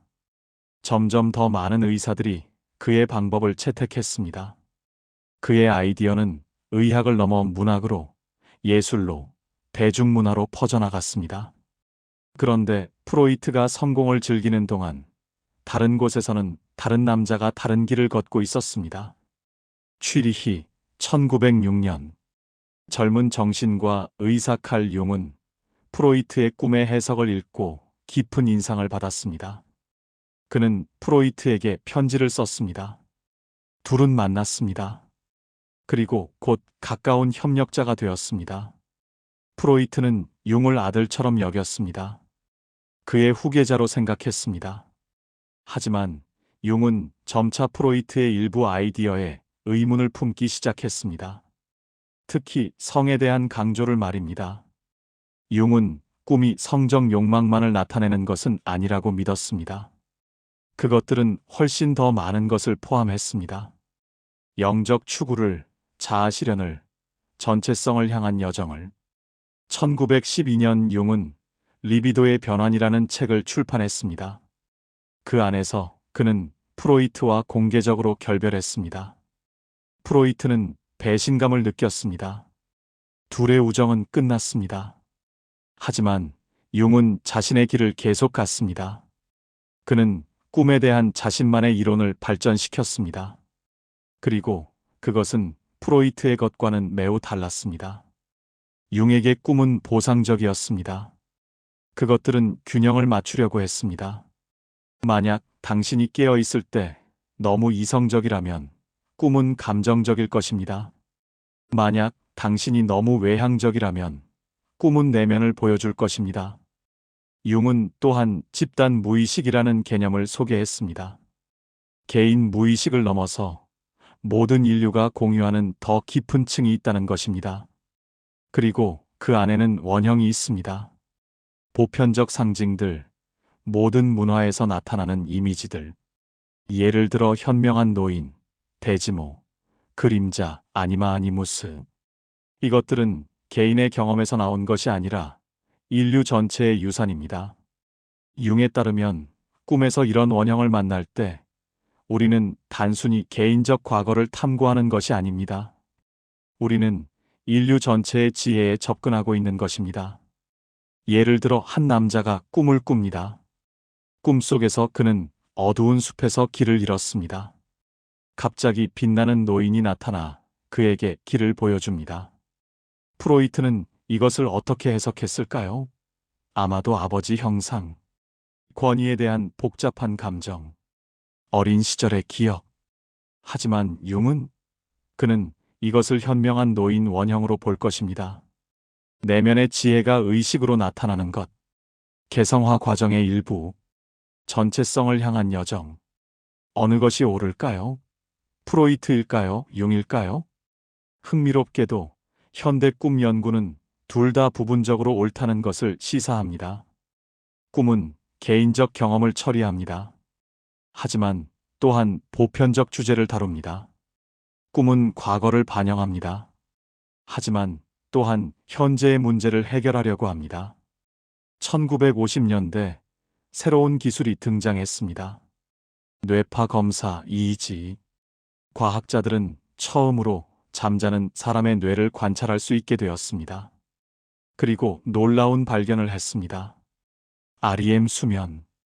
빠른 안구 운동이 일어나는 수면 단계. 그리고 이 단계에서 대부분의 꿈이 발생한다는 것을. 더욱 놀라운 것은 REM 수면이 모든 포유류에게 있다는 발견이었습니다. 개도 꿈을 꿉니다. 고양이도, 심지어 쥐도. 이것은 무엇을 의미할까요? 꿈이 단순히 억압된 욕망의 표현이 아닐 수도 있다는 것입니다. 그것은 더 근본적인 생물학적 과정일 수 있습니다. 일부 현대 이론은 꿈을 오프라인 처리로 봅니다. 뇌가 낮 동안의 경험을 정리하고 중요한 것을 장기 기억으로 옮기고 불필요한 것을 버리는 과정. 다른 이론은 꿈을 시뮬레이션으로 봅니다. 뇌가 가능한 시나리오를 연습하는 것, 특히 위협적인 상황을. 그래서 우리가 깨어 있을 때 더 잘 대처할 수 있도록. 또 다른 이론은 꿈을 순수한 우연으로 봅니다. 뇌가 무작위로 신경을 활성화하고 의식이 그것을 이야기로 만들려고 시도하는 것. 하지만 이 모든 과학적 설명에도 불구하고 뭔가가 남아 있습니다. 설명되지 않는 무언가. 왜 우리는 때때로 예언적으로 보이는 꿈을 꿀까요? 왜 어떤 꿈은 그렇게 의미심장하게 느껴질까요? 왜 수천 년 동안 모든 문화가 꿈에 깊은 의미를 부여했을까요? 어쩌면 답은 양쪽 모두에 있을지도 모릅니다. 꿈은 생물학적입니다. 신경활동입니다. 하지만 동시에 그것들은 의미가 있습니다. 개인적으로, 문화적으로, 어쩌면 영적으로도. 고대인들은 이것을 직관적으로 알고 있었습니다. 그들은 과학적 언어를 가지고 있지 않았습니다. 하지만 그들은 꿈이 중요하다는 것을 알았습니다. 그래서 그들은 꿈을 기록했습니다. 해석했습니다. 존중했습니다. 프로이트와 융도 각자의 방식으로 이것을 이해했습니다. 그들은 꿈을 진지하게 받아들였습니다. 비록 그들의 해석이 고대와 달랐지만요. 하지만 20세기가 진행되면서 뭔가가 변하기 시작했습니다. 과학이 더욱 엄격해졌습니다. 객관적 측정만이 가치 있다고 여겨졌습니다. 그리고 꿈은 측정하기 어려웠습니다. 1970년대와 80년대, 많은 심리학자들이 꿈을 버렸습니다. 그것은 너무 주관적이었습니다. 너무 해석적이었습니다. 진짜 과학이 아니었습니다. 치료실에서 꿈 작업은 점점 드물어졌습니다. 대신 인지-행동 치료가 부상했습니다. 구체적이고 측정 가능한 것에 초점을 맞춘. 그리고 일반 대중도 꿈에 대한 관심을 잃기 시작했습니다. 현대 생활은 바빴습니다. 누가 꿈을 기억할 시간이 있습니까? 아침에 알람이 울리면 일어나서 하루를 시작해야 합니다. 우리는 수면을 최적화하려고 합니다. 더 효율적으로 만들려고 합니다. 8시간을 7시간으로, 7시간을 6시간으로 줄입니다. 그리고 꿈? 그것은 부산물입니다. 중요하지 않은 것. 하지만 정말 그럴까요? 21세기 초, 흥미로운 일이 일어나기 시작했습니다. 일부 신경과학자들이 프로이트와 융의 작업을 다시 보기 시작한 것입니다. 이번에는 fMRI 스캔과 뇌 이미징 기술을 가지고. 그리고 그들은 놀라운 것을 발견했습니다. 프로이트와 융이 완전히 틀린 것은 아니었습니다. 그들의 많은 통찰이 현대 뇌과학으로 확인되고 있었습니다. 예를 들어 꿈이 감정적 기억을 처리한다는 프로이트의 아이디어. 현대 연구는 이것을 확인합니다. REM 수면 중에 뇌의 감정 중심, 편도체가 매우 활성화됩니다. 또는 꿈이 보상적이라는 융의 아이디어. 이 연구는 스트레스를 많이 받는 사람들이 더 긍정적인 꿈을 꾸는 경향이 있음을 보여줍니다. 마치 뇌가 균형을 맞추려는 것처럼. 어쩌면 고대인들, 프로이트, 융, 그리고 현대 신경과학이 모두 코끼리의 다른 부분을 만지고 있는 것인지도 모릅니다. 각자 진실의 한 조각을 가지고 있는 것. 고대인들은 말했습니다. 꿈은 신성합니다. 프로이트는 말했습니다. 꿈은 무의식입니다. 융은 말했습니다. 꿈은 전체성을 향한 여정입니다. 현대과학은 말합니다. 꿈은 뇌의 정보 처리입니다. 그리고 모두가 옳을 수 있습니다. 서로 다른 언어로 같은 현상을 설명하는 것일 뿐. 하지만 한 가지는 확실합니다. 우리 시대는 꿈을 잊어버렸습니다. 고대인들이 그토록 중요하게 여겼던 것을, 프로이트와 융이 그토록 진지하게 연구했던 것을 우리는 무시합니다. 그리고 그 과정에서 우리는 무언가를 잃었을지도 모릅니다. 자기 이해의 도구를, 창의성의 원천을, 영혼의 목소리를. 서울, 2025년 어느 월요일 아침 알람이 울립니다. 오전 6시 30분 한 남자가 손을 뻗어 스마트폰을 집어듭니다. 알람을 끕니다. 그리고 즉시 이메일을 확인합니다. SNS를 스크롤합니다. 뉴스를 읽습니다. 5분 후 그는 침대에서 일어납니다. 샤워를 합니다. 커피를 마십니다. 출근 준비를 합니다. 그의 하루가 시작되었습니다. 그는 한 번도 멈춰서 생각하지 않습니다. 어젯밤 무슨 꿈을 꾸었는지. 아니, 사실 그는 기억조차 하지 못합니다. 꿈을 꾸었는지도. 이것이 현대인의 아침입니다. 바쁘고 효율적이고 그리고 꿈 없이. 4,000년 전 이집트의 서기관과 비교해 보십시오. 그는 아침에 일어나자마자 꿈을 기록했습니다. 파피루스를 펼치고 펜을 들고 조심스럽게 꿈의 모든 세부 사항을 적었습니다. 왜냐하면 그것이 중요했으니까요.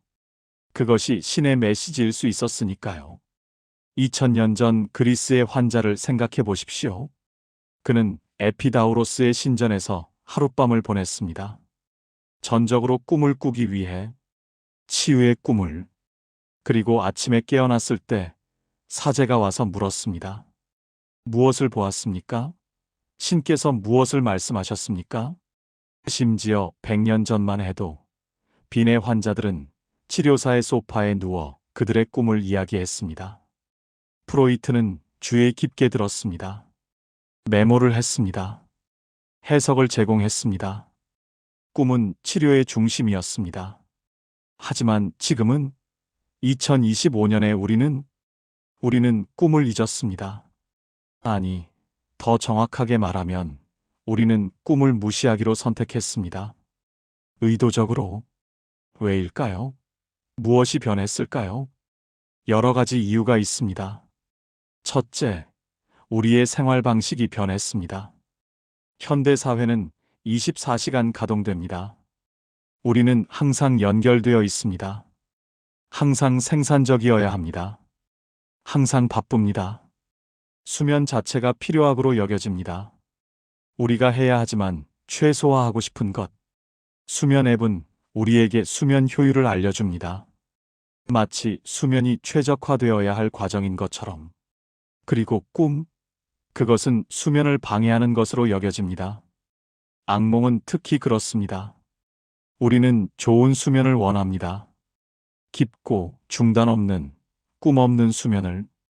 둘째, 우리의 사고방식이 변했습니다. 현대는 과학의 시대입니다. 측정 가능한 것만이 실제합니다. 객관적으로 증명될 수 있는 것만이 가치 있습니다. 그런데 꿈은 주관적입니다. 개인적입니다. 측정하기 어렵습니다. 표준화하기 어렵습니다. 그래서 그것은 진짜 과학의 영역 밖으로 밀려났습니다. 의대에서 학생들은 수면 생리학을 배웁니다.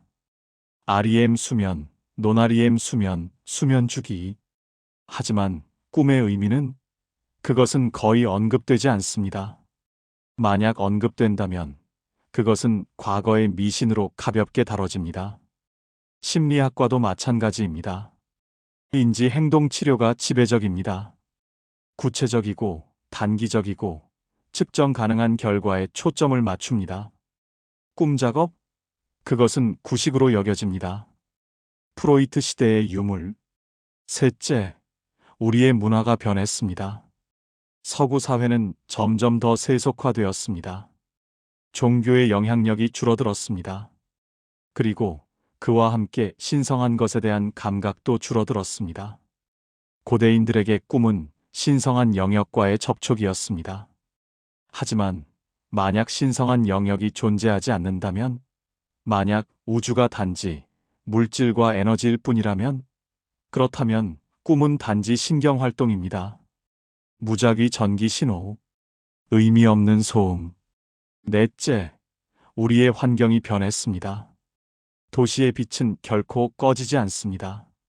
스크린의 청색광은 우리의 수면 주기를 방해합니다. 소음, 스트레스, 카페인. 모든 것이 우리의 꿈을 억압합니다. 그리고 설령 우리가 꿈을 꾼다 해도 우리는 그것을 기억하지 못합니다. 알람이 울리면 꿈은 사라집니다. 안개처럼 우리는 급히 일어나 하루를 시작합니다. 꿈은 잊혀집니다. 하지만 이것의 대가는 무엇일까요? 꿈을 잃음으로써 우리는 무엇을 잃었을까요? 첫째, 우리는 자기 이해의 도구를 잃었습니다. 프로이트가 옳든 틀리든 한 가지는 확실합니다. 꿈은 우리의 무의식에 대한 창입니다. 우리가 의식적으로 알아차리지 못하는 두려움, 욕망, 갈등을 보여줍니다. 꿈을 무시함으로써 우리는 이 귀중한 피드백을 잃습니다. 우리는 우리 자신의 일부를 모르게 됩니다. 그리고 그 모르는 부분이 우리를 무의식적으로 지배할 수 있습니다. 둘째, 우리는 창의성의 원천을 잃었습니다. 역사를 통틀어 수많은 혁신이 꿈에서 왔습니다. 벤젠 고리의 구조를 발견한 케쿨레, 자신의 꼬리를 물고 있는 뱀을 꿈꾸었습니다. 예스터데이의 멜로디를 꿈꾼 폴 맥카트니, 프랑켄슈타인의 아이디어를 꿈에서 얻은 메리 셸리. 꿈은 우리의 마음이 자유롭게 연결을 만드는 공간입니다. 논리의 제약 없이, 현실의 한계 없이. 이것이 창의성의 본질입니다. 그리고 우리는 그것을 잃고 있습니다. 셋째, 우리는 감정 처리의 메커니즘을 잃었습니다. 현대 연구는 꿈이 특히 부정적 감정을 처리하는데 중요하다는 것을 보여줍니다. REM 수면 중에 뇌는 트라우마를 재처리합니다. 두려움의 강도를 줄입니다. 감정적 기억을 통합합니다. 하지만 우리가 충분히 꿈을 꾸지 못한다면, 우리가 꿈을 중단시킨다면 그 감정들은 어떻게 될까요? 그것들은 처리되지 않은 채 남아 있습니다. 축적됩니다. 그리고 결국 다른 방식으로, 종종 해로운 방식으로 나타납니다. 넷째, 우리는 의미의 감각을 잃었습니다.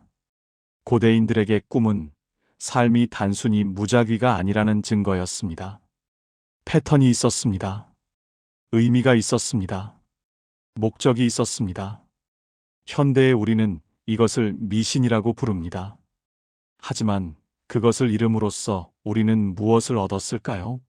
더 행복해졌습니까? 더 충만해졌습니까? 많은 현대인들이 공허함을 느낍니다. 의미의 위기를, 삶이 피상적이고 텅 빈 느낌. 어쩌면 이것이 부분적으로는 우리가 꿈을, 그리고 그것이 제공하던 깊이의 감각을 잃었기 때문인지도 모릅니다. 물론 모든 사람이 꿈을 잊은 것은 아닙니다. 여전히 꿈에 관심을 가진 사람들이 있습니다. 꿈 일기를 쓰는 사람들, 꿈 분석가를 찾는 사람들, 온라인 꿈 해몽 사이트를 방문하는 사람들. 하지만 그들은 소수입니다. 그리고 종종 그들은 뉴에이지나 비과학적이라는 낙인이 찍힙니다. 진지하게 받아들여지지 않습니다. 주류 문화에서 꿈은 대부분 오락으로만 취급됩니다. 영화에서 꿈 장면은 초현실적이고 예술적입니다. 하지만 진짜 통찰을 제공하지는 않습니다. 책에서 꿈은 상징적 장치입니다. 하지만 진지한 탐구의 대상은 아닙니다. 그리고 일상 대화에서 이상한 꿈을 꿔서는 가벼운 잡담입니다. 날씨 이야기와 같은 수준. 아무도 진지하게 듣지 않습니다. 아무도 깊이 탐구하지 않습니다. 이것을 고대와 비교해 보십시오. 이집트에서 파라오의 꿈은 국가회의를 소집하는 이유였습니다. 그리스에서 신전의 꿈은 치료 계획의 기초였습니다. 성경에서 선지자의 꿈은 역사의 방향을 바꿨습니다. 우리는 그 시대를 미개한 시대라고 부릅니다. 우리는 우리가 더 계몽되었다고 생각합니다. 하지만 정말 그럴까요? 어쩌면 우리는 무언가를 잃었습니다. 고대인들이 가지고 있던 무언가를, 내면의 삶에 대한 존중, 보이지 않는 것에 대한 개방성, 신비에 대한 경외. 우리는 모든 것을 설명할 수 있다고 생각합니다. 모든 것을 측정할 수 있다고. 모든 것을 통제할 수 있다고. 하지만 밤마다 우리의 마음은 우리가 통제할 수 없는 곳으로 여행합니다. 설명할 수 없는 이미지를 만들어냅니다. 측정할 수 없는 경험을 제공합니다.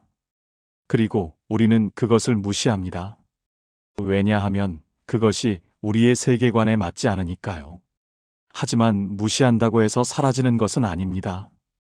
융이 경고했듯이 무의식을 무시하면 그것이 당신을 물 것입니다.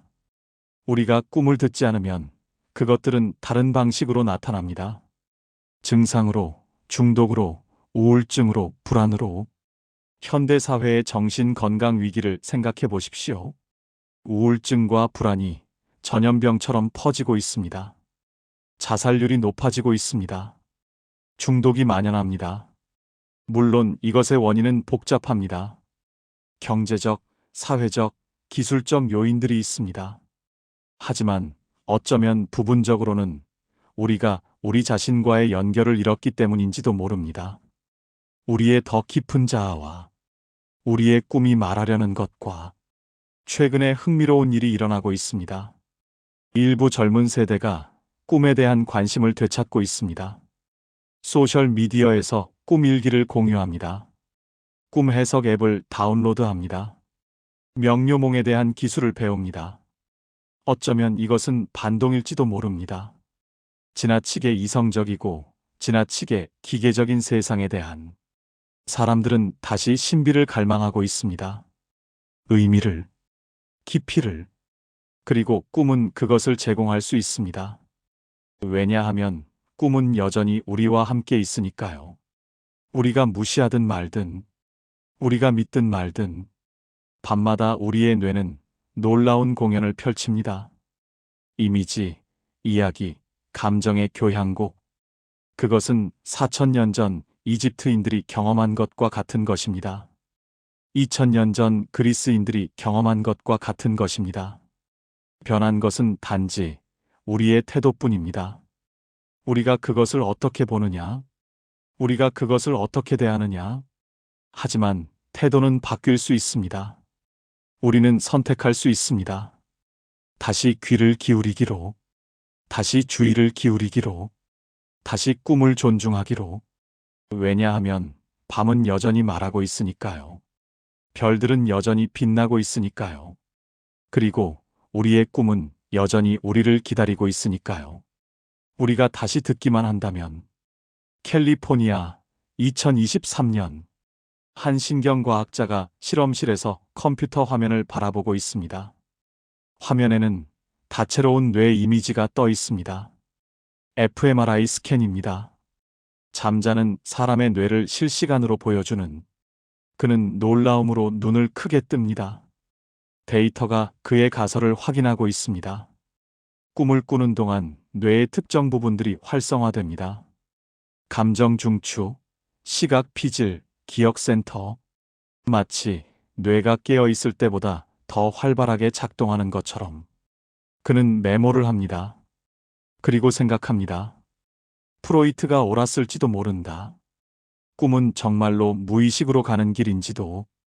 이것이 현재 일어나고 있는 일입니다. 과학이 천천히, 조심스럽게 다시 꿈으로 돌아오고 있습니다.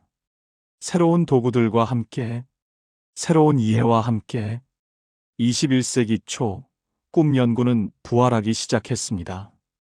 왜일까요? 몇 가지 이유가 있습니다. 첫째, 기술의 발전입니다. 우리는 이제 뇌를 실시간으로 관찰할 수 있습니다. fMRI, PET 스캔, 고해상도 EEG. 이 도구들은 우리에게 이전에 결코 볼 수 없었던 것을 보여줍니다. 그리고 그들이 보여주는 것은 놀랍습니다. 꿈은 무작위 소음이 아닙니다. 그것은 고도로 조직화된 뇌 활동입니다. 특정 패턴을 따릅니다. 특정 목적을 가진 것처럼 보입니다. 둘째, 새로운 세대의 연구자들입니다. 그들은 프로이트를 거부하도록 훈련받지 않았습니다. 대신 그들은 열린 마음으로 접근합니다. 꿈이 무엇을 할 수 있는지 보자. 증거가 어디로 이끄는지 따라가자. 그리고 증거는 흥미로운 곳으로 이끕니다. 예를 들어 로잘린드 카트라이트의 연구를 보십시오. 그녀는 이혼을 겪고 있는 여성들을 연구했습니다. 그녀는 그들의 꿈을 추적했습니다. 그리고 패턴을 발견했습니다. 이혼 직후 여성들은 배우자에 대한 긍정적인 꿈을 꾸었습니다. 행복했던 시절의 꿈. 하지만 시간이 지나면서 꿈이 변했습니다. 갈등의 꿈, 분리의 꿈, 그리고 마침내 새로운 시작의 꿈. 카트라이트는 꿈이 감정적 트라우마를 처리하고 있다는 것을 깨달았습니다. 단계적으로, 체계적으로. 그것은 치유 과정의 일부였습니다. 더 흥미로운 것은 꿈을 더 많이 꾼 여성들이 더 빨리 회복했습니다. 그들은 덜 우울했습니다. 더 빨리 앞으로 나아갔습니다. 꿈이 단순한 부산물이 아니었습니다. 그것은 적극적인 치유 메커니즘이었습니다. 또 다른 연구자, 매튜 워커는 수면과 학습을 연구했습니다. 그는 사람들에게 복잡한 작업을 가르쳤습니다. 그리고 그들의 수면을 추적했습니다. 그는 발견했습니다. REM 수면 중에 뇌는 낮 동안 배운 것을 재생합니다. 하지만 단순히 재생만 하는 것이 아닙니다. 그것은 재구성합니다. 패턴을 찾습니다. 연결을 만듭니다. 꿈을 꾼 사람들은 다음 날 작업을 훨씬 더 잘 수행했습니다. 마치 잠자는 동안 뇌가 아하, 그 순간을 경험한 것처럼. 이것은 고대의 직관을 확인합니다. 그리스 수학자 아르키메데스가 목욕탕에서 유레카를 외쳤을 때 어쩌면 그것은 전날 밤 꿈에서 얻은 통찰이었을지도 모릅니다. 세 번째 연구자 앤토니오 자드라는 악몽을 연구했습니다. 특히 PTSD 환자들의 악몽을. 그는 흥미로운 것을 발견했습니다. 정상적인 꿈에서 감정은 처리됩니다. 두려움의 강도가 줄어듭니다. 하지만 악몽에서는 감정이 처리되지 않습니다. 오히려 강화됩니다. 왜일까요? 자드라는 악몽이 실패한 꿈이라는 이론을 제안했습니다. 뇌가 트라우마를 처리하려고 시도하지만 실패합니다. 그래서 같은 꿈이 반복됩니다. 다시, 또다시. 하지만 그는 또한 해결책을 발견했습니다. 이미지 리허설 치료라고 불리는 것입니다. 환자는 깨어 있을 때 악몽을 다시 상상합니다. 하지만 이번에는 다른 결말과 함께, 더 긍정적인 결말과, 그리고 놀랍게도 악몽이 변합니다. 새로운 버전이 꿈에 나타나기 시작합니다. 그리고 환자는 더 잘 잡니다. 이것은 무엇을 의미할까요? 그것은 꿈이 단순히 수동적이지 않다는 것입니다. 우리는 그것과 상호작용할 수 있습니다. 영향을 미칠 수 있습니다. 작업할 수 있습니다. 바로 고대인들이 알고 있던 것처럼. 그런데 이 모든 현대 연구가 고대의 지혜와 어떻게 연결될까요? 흥미롭게도 많은 연결점이 있습니다. 예를 들어 이집트인들의 꿈 목록을 기억하십니까? 특정 꿈이 특정 결과와 연관된다는 것? 현대 연구는 이것이 완전히 터무니없지 않다는 것을 보여줍니다. 특정 유형의 꿈은 특정 심리 상태와 상관관계가 있습니다. 추락하는 꿈은 종종 통제력 상실감과 연관됩니다. 쫓기는 꿈은 회피하고 있는 문제와 연관됩니다. 날아다니는 꿈은 종종 자유와 능력감과 연관됩니다. 물론 이것은 보편적인 규칙이 아닙니다. 아르테미도로스가 알고 있었듯이 맥락이 중요합니다. 하지만 패턴은 있습니다. 또는 그리스인들의 치유 꿈을 생각해 보십시오. 현대 연구는 심신 연결을 확인합니다. 마음의 상태가 신체 건강에 영향을 미칩니다. 그리고 꿈은 그 연결의 일부입니다. 스트레스가 많은 꿈은 면역 체계를 약화시킬 수 있습니다. 평화로운 꿈은 치유를 촉진할 수 있습니다. 에피다우로스의 사제들이 환자들에게 평온함과 희망을 주려고 한 것은 단순한 미신이 아니었습니다. 그것은 효과적인 의학이었습니다. 융의 원형 이론은 어떨까요? 이것도 현대 신경과학에서 흥미로운 반향을 찾습니다. 뇌 이미징 연구는 모든 인간이 공유하는 특정 신경 패턴을 보여줍니다.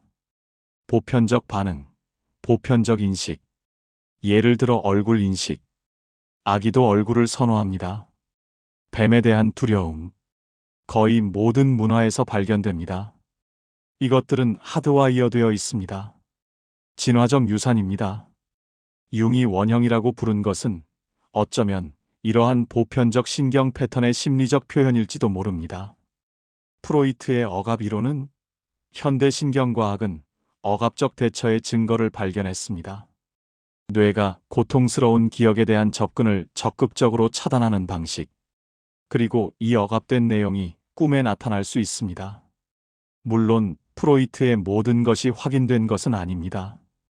그의 성이론은 지나치게 단순했습니다. 그의 일부 해석은 과도했습니다. 하지만 기본 통찰은 꿈이 무의식을 드러낸다는 것, 그것은 유지되고 있습니다. 그렇다면 이 모든 것이 우리에게 무엇을 말해줍니까? 그것은 우리가 원을 그리며 돌아오고 있다는 것입니다. 고대로부터 시작해서 프로이트와 융을 거쳐 과학적 환원주의를 지나 이제 우리는 새로운 통합으로 움직이고 있습니다. 꿈은 여러 수준에서 작동합니다. 생물학적 수준에서 그것들은 뇌 유지 보수입니다. 기억 통합, 감정 처리, 신경 연결 강화.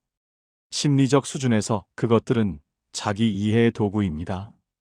무의식의 창, 내면, 갈등의 반영. 문화적 수준에서 그것들은 보편적 주제를 공유합니다.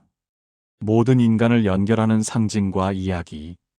그리고 어쩌면 영적 수준에서도 의미와 목적을 제공하는 것으로 이것은 과학이 쉽게 다룰 수 없는 영역입니다.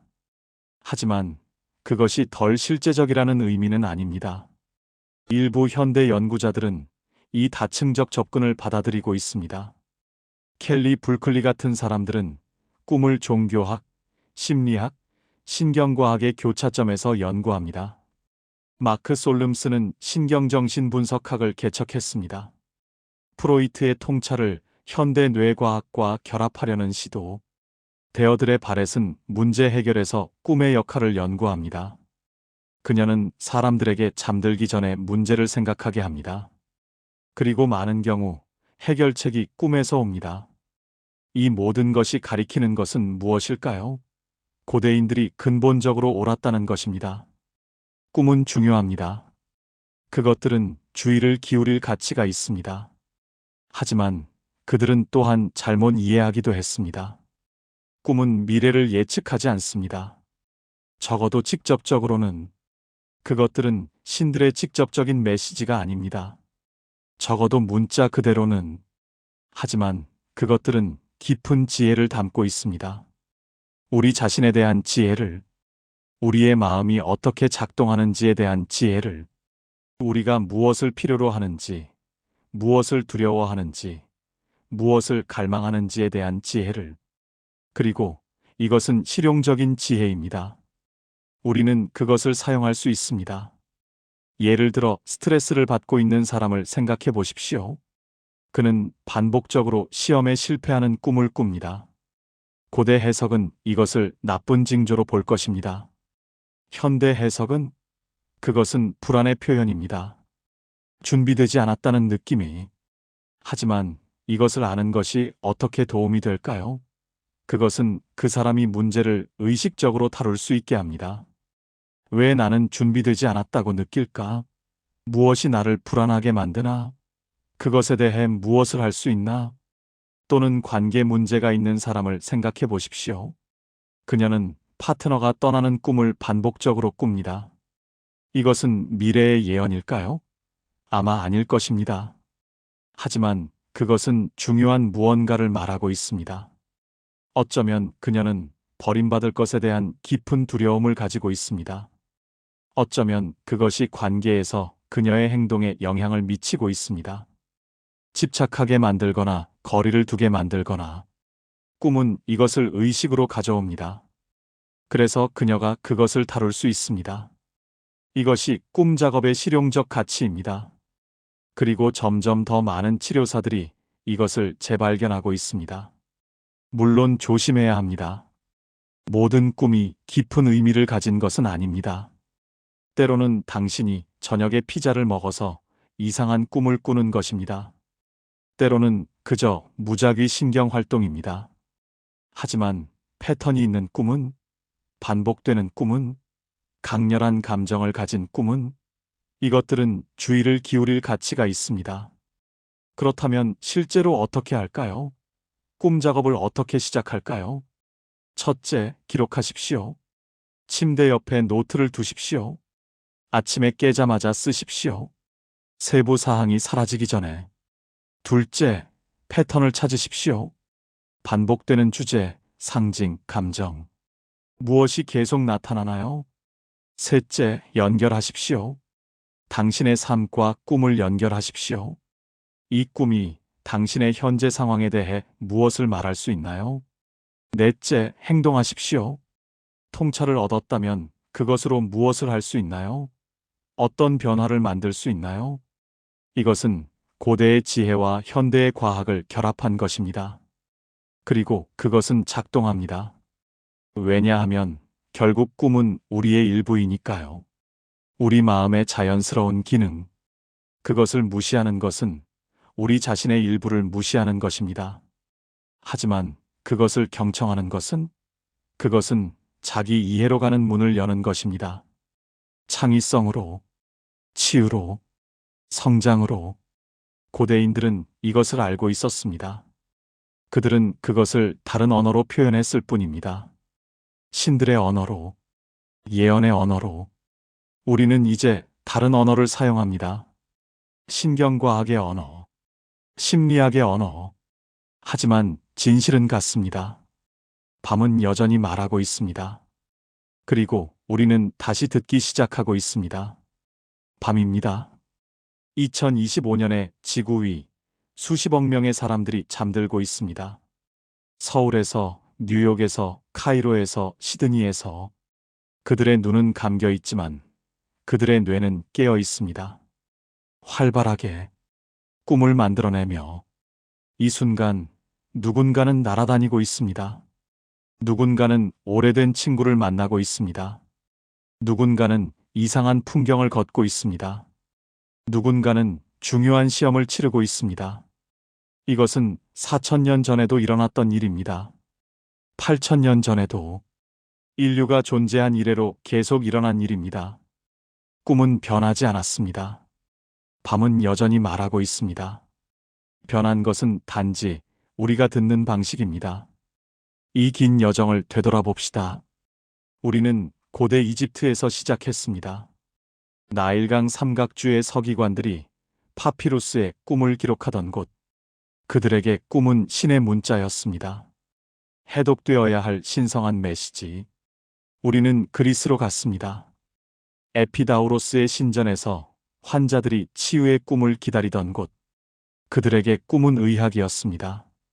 신이 직접 처방하는 치료. 우리는 로마 시대로 이동했습니다. 아르테미도로스가 수천 개의 꿈을 수집하고 분류하던 시대. 그에게 꿈은 과학이었습니다. 경험적 데이터, 패턴, 규칙. 우리는 현대로 왔습니다. 프로이트와 융이 꿈을 무의식의 창으로 본 시대. 그들에게 꿈은 심리학이었습니다. 자기 이해의 도구. 그리고 우리는 현재에 도달했습니다. 신경과학자들이 꿈꾸는 뇌를 스캔하는 시대. 그들에게 꿈은 신경생물학입니다. 진화적으로 보존된 뇌 기능. 이 모든 관점이 틀렸을까요? 아니면 모두 옳았을까요? 어쩌면 둘 다입니다. 어쩌면 그들은 모두 같은 현실의 다른 측면을 보고 있었던 것입니다. 인도의 우화를 아십니까? 장님들과 코끼리에 대한 이야기. 한 명은 다리를 만지고 코끼리는 기둥 같다고 말합니다. 다른 한 명은 코를 만지고 아니다, 뱀 같다고 말합니다. 또 다른 한 명은 귀를 만지고 부채 같다고 말합니다. 모두 옳습니다. 하지만 모두 불완전합니다. 꿈도 그렇습니다. 그것은 너무 복잡하고 너무 다면적이어서 하나의 관점으로는 포착할 수 없습니다. 고대인들은 옳았습니다. 꿈은 신성합니다. 그들은 우리를 우리 자신보다 큰 무언가와 연결합니다. 그것을 신이라고 부르든, 집단 무의식이라고 부르든, 우주의 신비라고 부르든, 프로이트도 옳았습니다. 꿈은 무의식을 드러냅니다. 우리가 억압한 것, 부인한 것, 잊은 것, 그것들은 우리 자신에 대한 진실을 말합니다. 융도 옳았습니다. 꿈은 보상적입니다. 그것들은 균형을 맞추려 합니다. 우리를 전체성으로 인도하려 합니다. 현대 과학도 옳습니다. 꿈은 생물학입니다. 진화의 산물, 생존을 위해 발전한 뇌 기능. 하지만 이 모든 것을 넘어서 꿈은 여전히 신비입니다. 완전히 설명될 수 없는 무언가. 그리고 어쩌면 그것이 좋은 것일지도 모릅니다. 왜냐하면 신비는 우리를 겸손하게 만들기 때문입니다. 그것은 우리에게 우리가 모든 것을 알지 못한다는 것을 상기시킵니다. 우주에는 여전히 경이로운 것들이 있다는 것을. 그렇다면 우리는 지금 어디에 있을까요? 꿈에 대한 우리의 관계는 어떻게 될까요?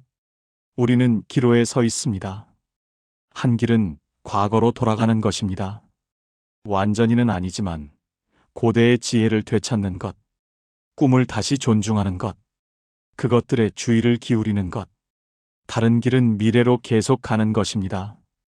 꿈을 더욱 무시하는 것, 수면을 더욱 최적화하는 것, 어쩌면 언젠가는 꿈을 완전히 제거하는 약을 개발하는 것. 어느 길을 선택할까요? 나는 우리가 세 번째 길을 찾을 수 있기를 바랍니다. 통합의 길. 고대의 지혜와 현대의 과학을 결합하는 것. 이것은 어떻게 보일까요? 그것은 꿈을 진지하게 받아들이지만 문자 그대로 받아들이지는 않는 것입니다. 꿈이 미래를 예측한다고 믿지 않지만 그것이 중요한 무언가를 말하고 있다는 것을 인정하는 것.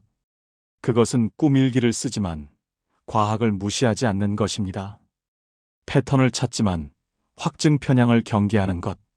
그것은 치료의 꿈 작업을 통합하지만 그것을 만능 해결책으로 보지 않는 것입니다. 다른 도구들과 함께 사용하는 것. 그것은 학교에서 아이들에게 꿈에 대해 가르치는 것입니다.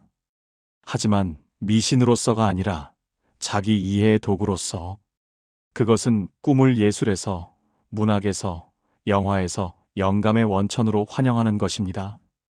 창의성을 위한 자원으로. 그것은 개인적으로 우리 자신의 꿈에 귀를 기울이는 것입니다. 그것들이 우리에게 무엇을 말하려고 하는지 묻는 것. 이것은 급진적이지 않습니다. 그것은 단순히 균형입니다. 우리가 잃었던 균형. 왜냐하면 생각해 보십시오. 우리는 하루에 8시간을 잡니다. 우리 삶의 3분의 1, 그리고 그 시간의 많은 부분을 꿈을 꾸는 데 보냅니다. 우리 존재의 상당 부분이 이 신비로운 활동에 바쳐집니다. 그것을 완전히 무시하는 것이 합리적일까요? 그것을 단순히 쓰레기나 소음으로 치부하는 것이? 상상해 보십시오. 만약 당신이 깨어있는 시간의 3분의 1을 어떤 활동에 보낸다면, 에서 독서, 운동, 일에서 당신은 그것에 주의를 기울일 것입니다. 그것에서 배우려고 할 것입니다. 그것을 개선하려고 할 것입니다. 왜 꿈에 대해서는 다르게 해야 할까요? 어쩌면 우리는 그렇게 하지 말아야 합니다. 어쩌면 우리는 다시 꿈을 우리 삶에 통합해야 합니다. 고대인들이 했던 것처럼. 하지만 현대의 이해와 함께 이것은 실용적으로 무엇을 의미할까요? 간단한 것부터 시작할 수 있습니다. 아침에 5분을 내서 꿈을 기억해 보십시오. 그것을 적으십시오. 무엇을 느꼈는지 주목하십시오. 시간이 지나면서 패턴을 찾으십시오. 반복되는 주제가 있습니까? 특정 상황에서 특정 유형의 꿈을 꾸십니까? 그것들을 당신의 삶과 연결하십시오. 이 꿈이 당신에게 무엇을 말하려고 하는 것 같습니까? 그것이 어떤 감정이나 상황을 반영하고 있습니까? 그리고 가장 중요하게 판단하지 마십시오. 꿈은 이상합니다. 그것이 괜찮습니다. 그것이 바로 꿈의 본성입니다. 어떤 사람들은 더 나아가고 싶어 할 수도 있습니다. 명료몽을 배우고 싶어 할 수도, 꿈 안에서 의식을 가지고 꿈을 인도할 수 있는 능력. 이것은 고대의 관행이기도 합니다. 티베트 불교의 꿈 요가, 그리고 현대 연구는 그것이 가능하다는 것을 확인합니다. 훈련으로 많은 사람들이 명료몽을 배울 수 있습니다. 왜 그렇게 하고 싶어 할까요? 어떤 사람들에게는 그것이 악몽을 극복하는 방법입니다. 다른 사람들에게는 창의적 문제 해결의 도구입니다. 또 다른 사람들에게는 단순히 탐험입니다. 의식의 가능성에 대한. 하지만 당신이 어디까지 가든 기본 메시지는 같습니다. 당신의 꿈에 주의를 기울이십시오. 왜냐하면 그것들은 당신의 일부이니까요. 당신의 마음, 당신의 뇌, 당신의 영혼에서 무엇이라고 부르든 에서의 창조물. 그리고 그것들은 당신에게 무언가를 말하려고 합니다. 항상 똑같은 것은 아닙니다. 때로는 그것은 두려움에 대한 것입니다. 때로는 희망에 대한 것입니다.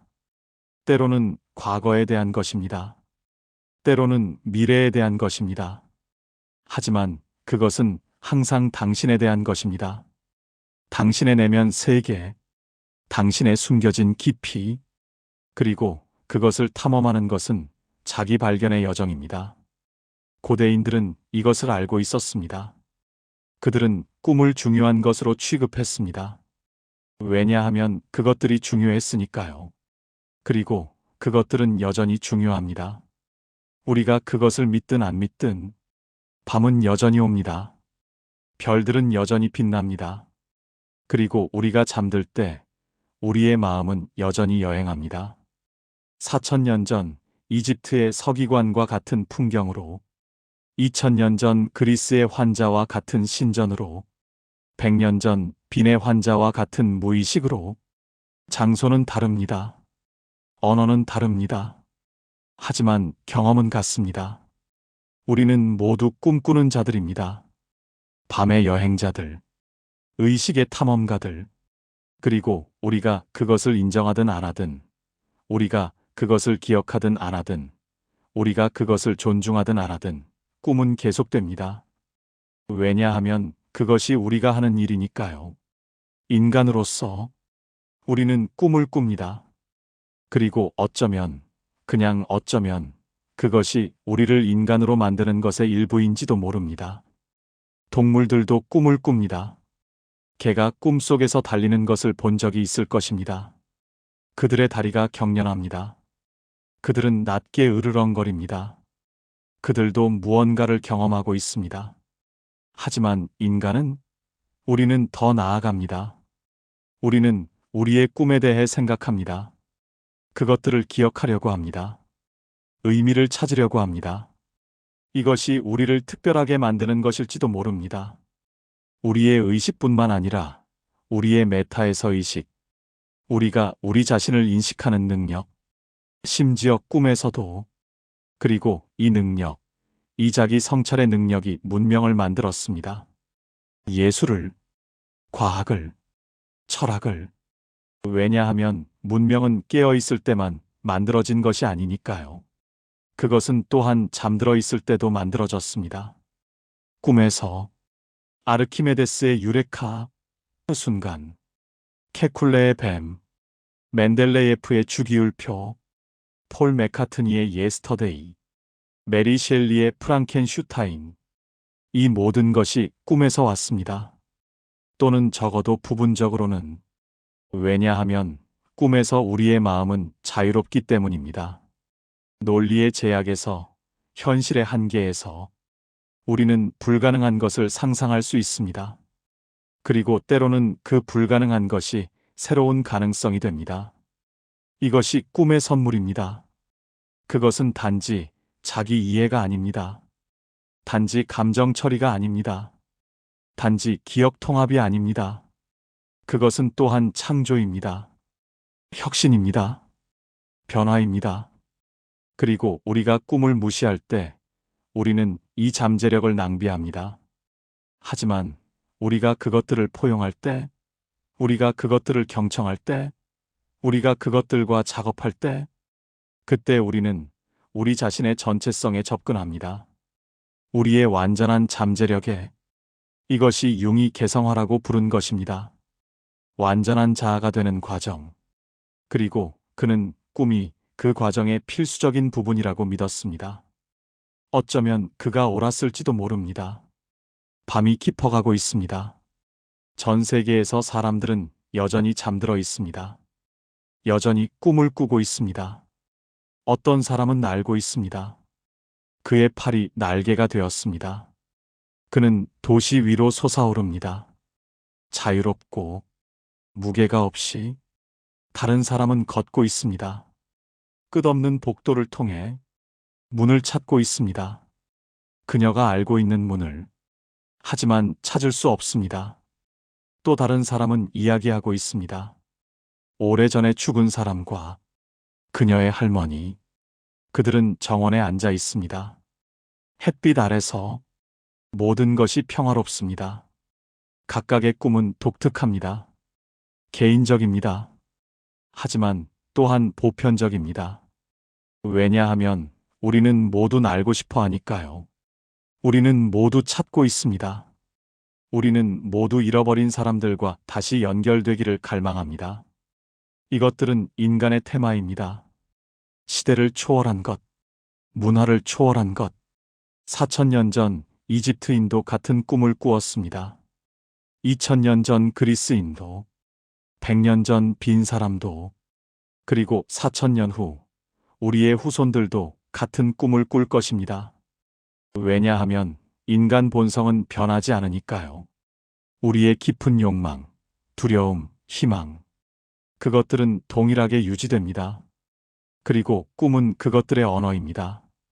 그래서 밤이 내려앉을 때, 별들이 나타날 때, 우리가 눈을 감을 때 무언가 마법 같은 일이 일어납니다. 우리는 또 다른 세계로 들어갑니다. 다른 규칙을 가진 세계, 다른 가능성을 가진 세계. 그리고 그 세계에서 우리는 우리 자신에 대한 진실을 발견할 수 있습니다. 우리가 깨어 있을 때 볼 수 없었던 진실. 이것이 고대인들이 알고 있던 것입니다. 이것이 그들이 꿈을 신성하게 여긴 이유입니다. 그리고 이것이 우리가 다시 배워야 하는 것입니다. 문명은 깨어 있을 때 진보했습니다. 발명과 발견으로, 논리와 이성으로. 하지만 의미는 잠들어 있을 때 발견되었습니다. 꿈과 환상에서, 상징과 이야기에서. 둘 다 필요합니다. 낮과 밤, 의식과 무의식, 과학과 시. 그리고 꿈은 그 둘 사이의 다리입니다. 그러니 오늘 밤 잠들기 전에 잠시 멈추십시오. 당신의 꿈에 주의를 기울이겠다는 의도를 설정하십시오. 그것들을 기억하려고 하십시오. 그것들에서 배우려고 하십시오. 그리고 아침에 당신이 깨어났을 때 그것들을 적으십시오. 서둘러 하루를 시작하기 전에. 왜냐하면 그 꿈들은 선물이니까요. 당신의 무의식에서 온 선물. 당신의 더 깊은 자아에서. 그리고 누가 알겠습니까? 어쩌면 그 꿈 중 하나가 당신에게 필요한 통찰을 줄지도 모릅니다. 당신이 찾고 있던 답을, 당신이 기다리고 있던 영감을. 밤은 여전히 말하고 있습니다. 듣고 있습니까? 여기까지 들으셨다면 좋아요, 구독 한번 부탁드리겠습니다.